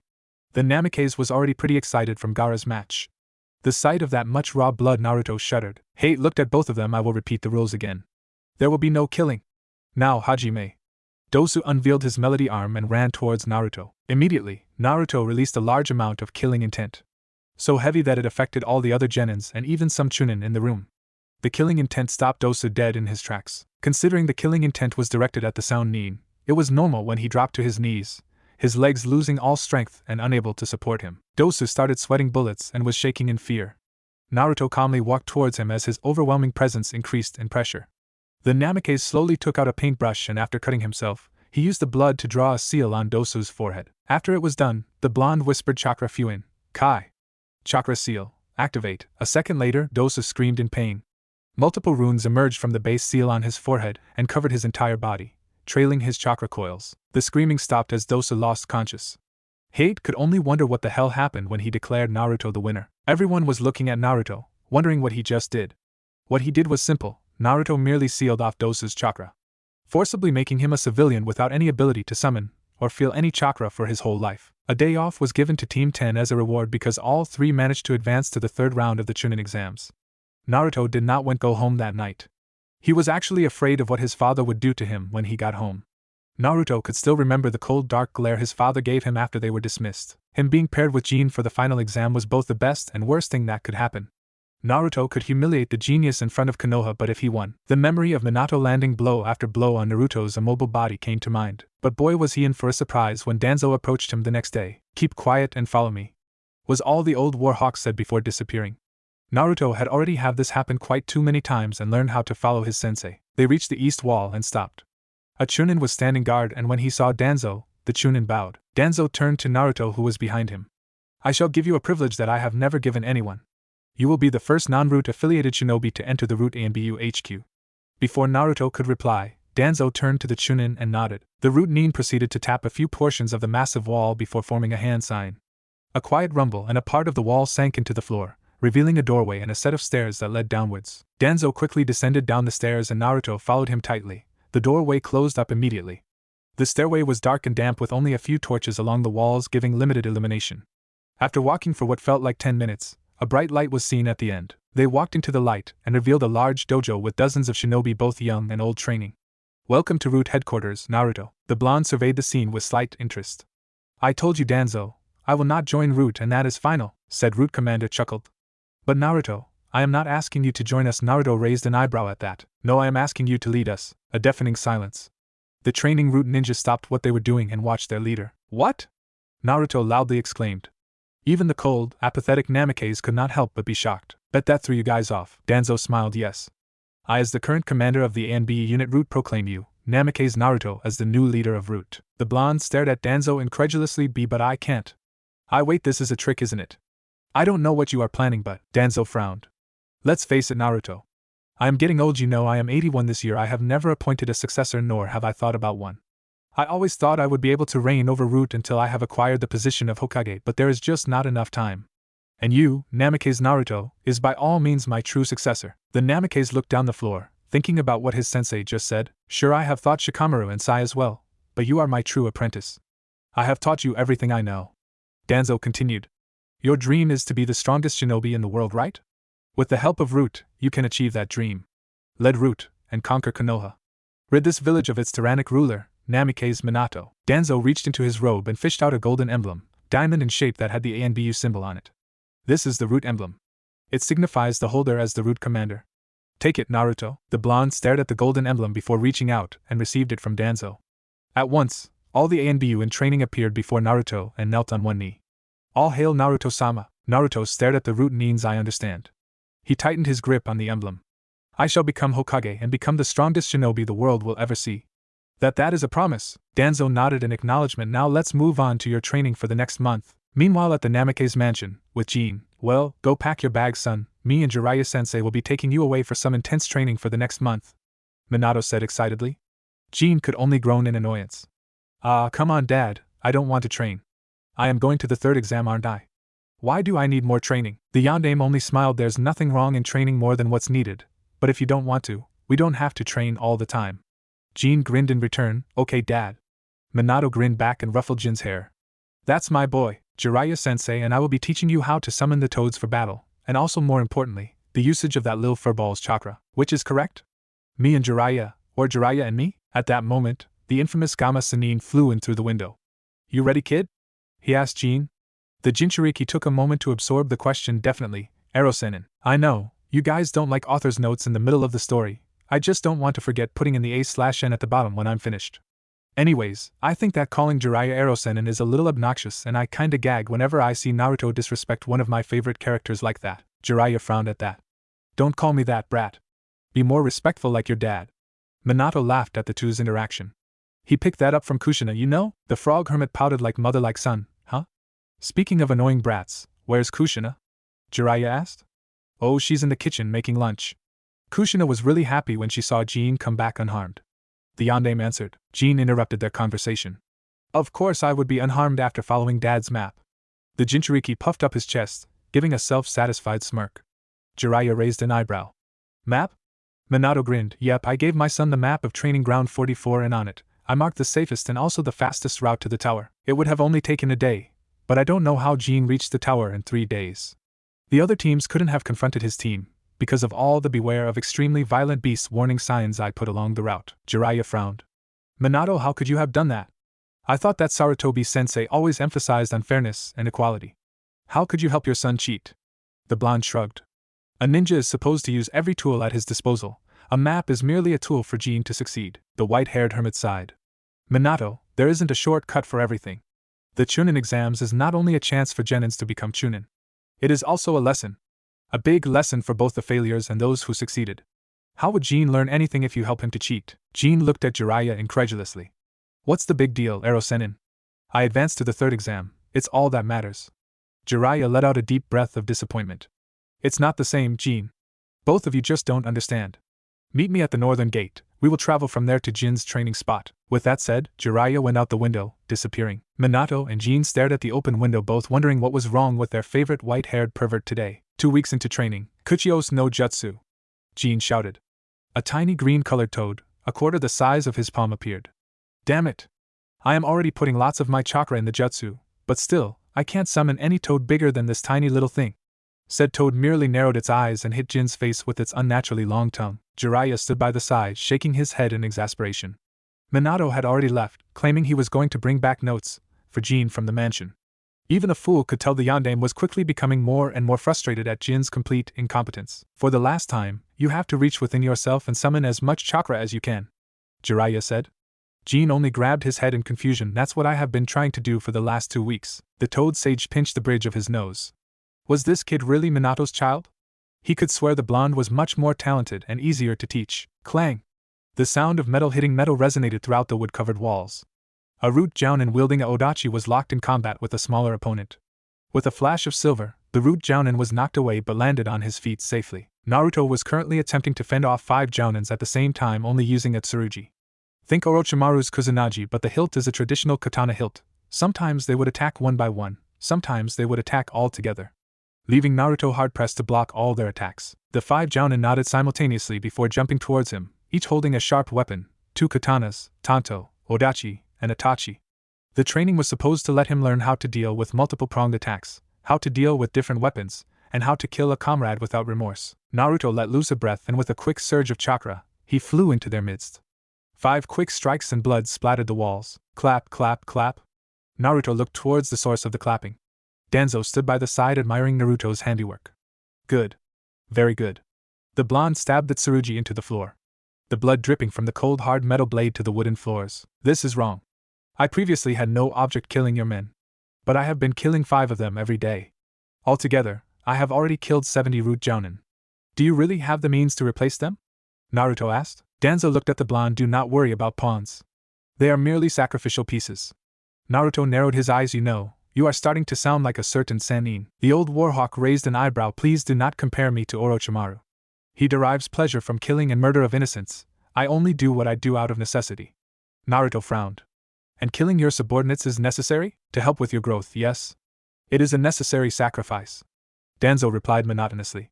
The blonde eyed his sensei, then turned away with a tch. Third week into training, Jin stood in the horse stance. His face was a look of concentration before he formed several hand seals. Pig, dog, rooster, monkey, sheep. Kuchios no jutsu. A plume of smoke appeared, a loud croak. The smoke dispersed to reveal an extremely small toad with its tail still behind. How can this be? Jin yelled at the top of his lungs. Jiraiya, who was leaning against a tree, asleep, opened one eye lazily. No matter how untalented Jin was, that had to be a limit. Minato clapped. Great job, son. Just a bit more, you are so close, he complimented, donning a rather fake smile before moving towards Jiraiya. Sensei, is this normal? The white-haired hermit sighed. What do you mean? The jutsu or your son? The blonde squirmed a little. Both. Could the Kyuubi be interfering with his summoning, or could the jutsu be malfunctioning? Jiraiya sighed again. That's not possible. In fact, Kyuubi should be helping him with summoning. The additional chakra gained from the fox should be a boost. The yondaime looked down before brightening up. Sensei, do you think it's time we train Jin to use that? Jiraiya looked interested. Yes, maybe it is time. Squelch. Naruto stabbed his tsurugi even further in his last opponent's gut. This one was quite challenging. He must have been a kenjutsu specialist. He dragged the sword downwards, narrowly missing the crotch by a few inches before he dragged out the blade forcefully, his opponent's blood and gore splattering the floor and Naruto's body. The body fell down with a thud. Naruto raised his blood-covered hand and brought it near his mouth. He always wondered what the blood of others would taste like, but before he could sate his curiosity, a root messenger appeared by the door. Naruto-sama, Danzo-sama wishes to see you. Naruto looked at his blood-covered clothes. Understood. Tell him I will be there in 5 minutes. I have to change into fresher clothing. The messenger bowed high and left. 5 minutes later, Naruto was donning a black-colored standard shinobi uniform. That was he always wore since arriving in Root's HQ. He opened the door to Danzo's room without waiting for permission and sat down on the tatami mat. The Root commander was already long used to it. Danzo stared straight at the Sid. Naruto. You have completed your kenjutsu training. For the rest of the week you can either rest or train in whatever you want. But first, I have a reward for you, for killing a 104 root jounins thus far. Naruto looked surprised. 104? What about the warhawk frowned? The only one you did not kill, you maimed. The blonde could remember him. Wore a blank mask with the kanji for fire on the forehead. He was quite skilled in what Naruto liked to call fancy footwork. The blonde severed his spine after getting bored of the root jounin prancing around him. Anyways, here is the reward from behind. Danzo pulled out a rather large scroll. Naruto received it with both hands and delicately opened it up. His eyes widened. This is dash. Jin stood up, confused at what he was looking at. He was apparently in a sewer of some sort. The Jinchuriki rubbed his head in confusion, wondering just why in the world Erosenin pushed him off a cliff. The last thing he could remember was falling through the ravine. Grumbling about how to get back at Jiraiya, he suddenly stopped and turned his head towards the end of the corridor, which had a strange red glow, pulsing as if seducing him to move towards it. Slowly, Jin walked towards the red light. At the end of the corridor was an immense room, and on the other side of the room was a gigantic cage. Jin looked at the cage in curiosity, wondering whether Konoha kept a gigantic pet in its sewers. Walking forward, he was suddenly flung back by an enormous amount of a mixture of killing intent and demonic chakra. From the darkness of the cage, 2 eyes appeared. Grotesque red eyes with the slitted pupils, a large mouth opened. You dare disturb my slumber? With a roar so fierce, Jin almost peed his pants. Stuttering in fear, Jean managed to ask a barely understandable who are you? The red eyes brightened, as if in amusement. I am the nine-tailed bijou, Kyubi no Kitsune. Tremble before my presence, mortal, for I am the ruler of Makai, emperor of hell. Of course the fox was lying. The ruler of Makai was an ancient demon, Beelzebub, one of the original archangels who rebelled with Satan, and the emperor of hell, or also known as the lord of the afterlife, was the Shinigami himself. But humans did not know that. Jean was near tears, as the demonic visage of Kyubi was now fully in view. Slick red fur covered its body and 9 massive tails swung back and forth behind the demon. It wasn't known very much, but Kyubi is actually a very good judge of character. One look, and it could see all the good and bad traits of the person. Kyubi carefully analyzed its vessel. Greed, sloth, pride, anger, envy, what a sinful human, containing 5 of the 7 sins. Somehow, Jean regained his lost confidence. His somewhat slow brain put things together and finally figured out the 9-tailed demon in front of him was the Kyubi sealed within him. And for some stupid reason, because Jean thought the fox was his prisoner, he could order it around. Hey! Stupid fox! Since you are living inside of me, why not pay me some rent from now on? Jean declared with a smirk, thinking he got the fox. Red eyes widened in anger while Kyubi's massive body began trembling in wrath. Various thoughts of death and destruction flew through his mind. The thought of ripping this insolent human limb from limb could barely sate its bloodlust. Seeing the trembling Kyubi, Jin's smirk grew even more as his face could be the very definition of arrogance and conceit. How dare you, how dare you! Raya! Kyubi roared in its fury. The water shook in slight waves, and the walls around them started shaking. A claw flew towards the cage's opening, and it almost reached Jin's head before stopping. Damn this seal! Mark my words, human, you shall regret your words. I will tear you apart. I will chew you into bits. You want chakra? You will have more than your fragile human body can take. A wave of dark red flew through the cage, slamming itself into Jin's body. He was forcefully ejected from his mind. In the real world, red chakra tendrils burst from Jin's seal. As if spinning a cocoon, the tendrils began wrapping itself around Jin's body. Minato and Jiraiya, who was watching on the cliff, was starting to worry before a surge of demonic chakra brought their attention to Jin. A deep red chakra surrounded him before a scream of pain erupted from him. They could see his body literally breaking down. Pieces of skin started to burn off, muscles started rupturing. Demonic chakra was actually a double-edged sword, for both demons and humans. Demons could go berserk from overuse of demonic chakra, like Shikaku. And humans' body would destroy itself from too much demonic chakra. Exactly what was happening with Jin. The Jinchuriki quickly fell unconscious from the pain. Seeing his son's eyelids fall, Minato yelled his name, and using the Horatian tag he had placed on Jin before, he reappeared beside Jin. Grabbing his hand, Minato and Jin reappeared back on the cliff with a yellow flash. The Yondaime gripped Jin's shoulders, yelling his name, before pulling back his hands, the demonic chakra burning his palms. Jiraiya was more calm and collected than his student. Observing Jin's condition, he went through all the possible solutions, their drawbacks and results. Selecting one of the many sealing jutsus, he went through some hand seals. This Fuin jutsu was one he created with Minato. They figured the possibility Kyubi might forcibly shove Jin full of its chakra, breaking his body. Hence, they worked together and created a jutsu that would be able to completely seal off Kyubi's influence. Temporarily, of course. Akuma Hosodo Bunri no Jutsu.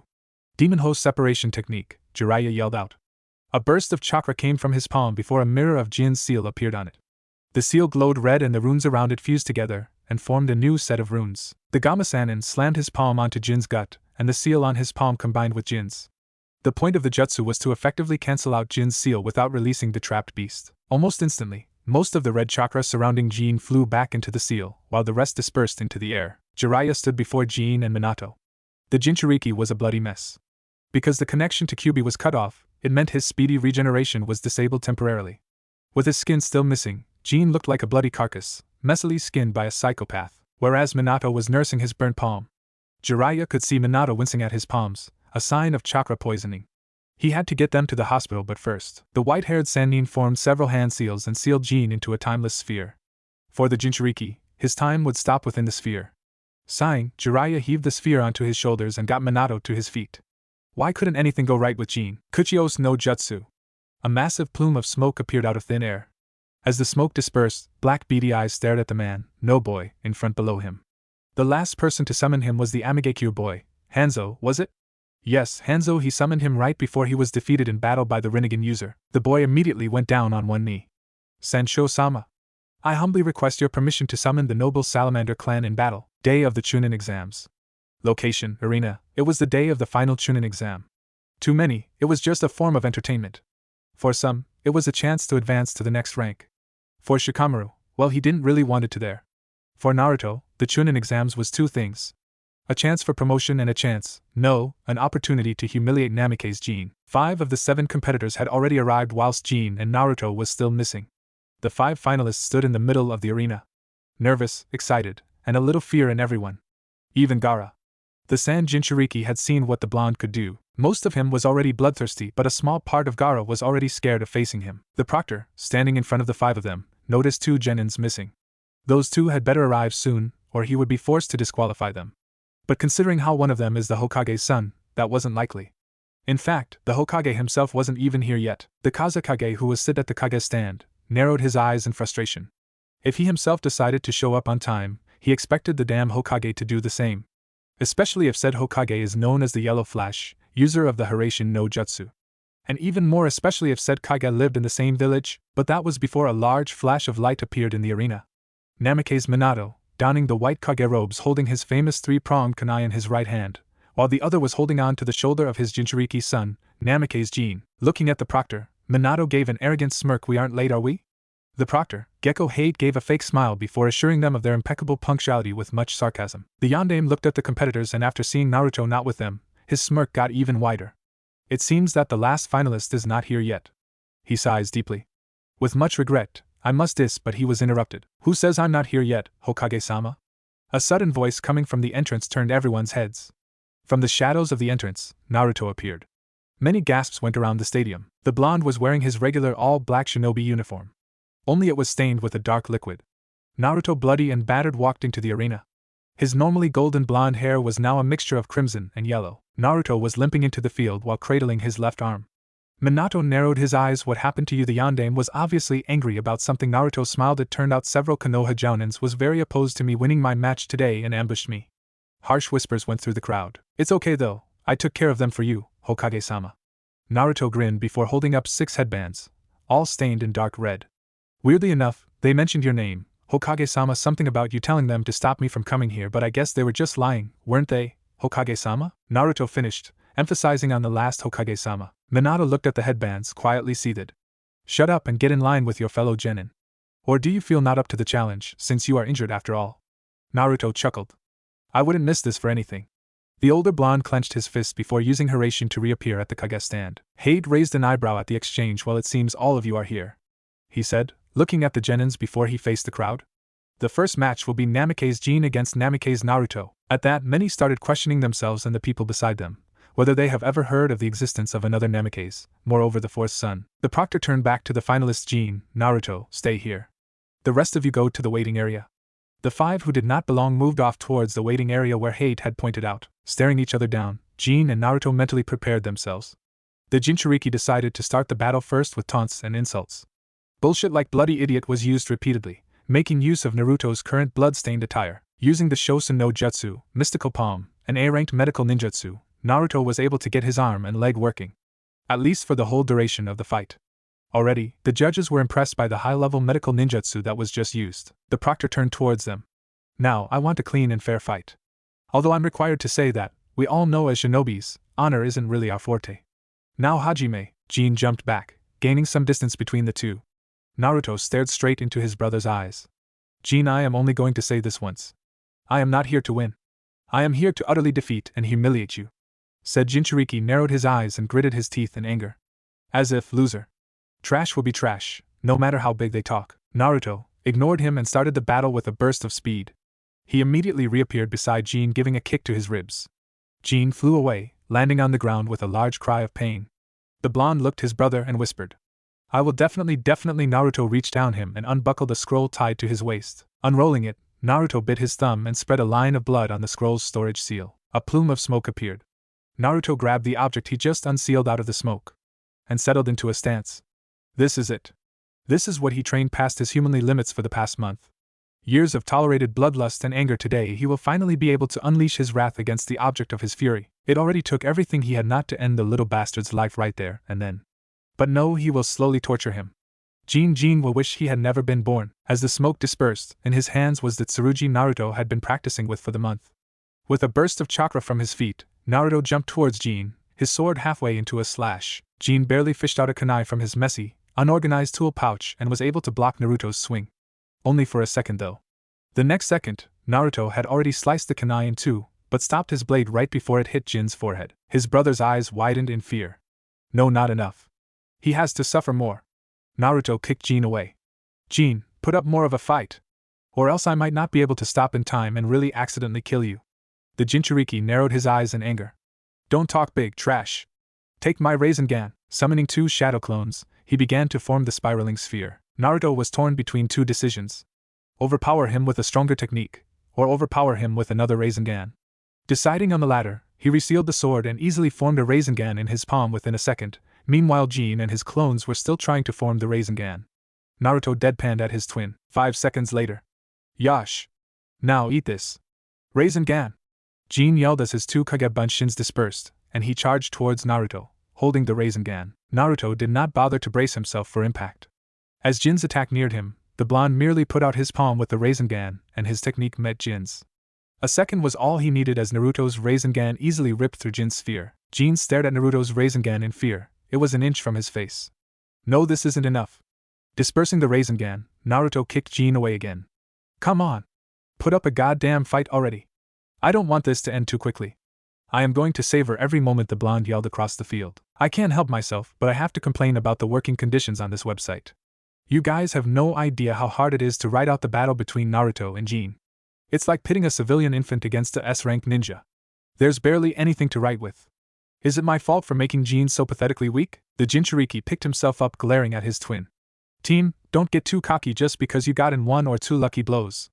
I didn't want to use this so soon, but Jin reluctantly formed a hand seal. Naruto raised an eyebrow before his entire body glowed and he erupted in pain. Glowing blue lines covered his body in an intricate pattern. Even from the massive pain tolerance Naruto had gained, nothing could be compared to this nerve-wrecking pain. Just pain coursing through his entire body.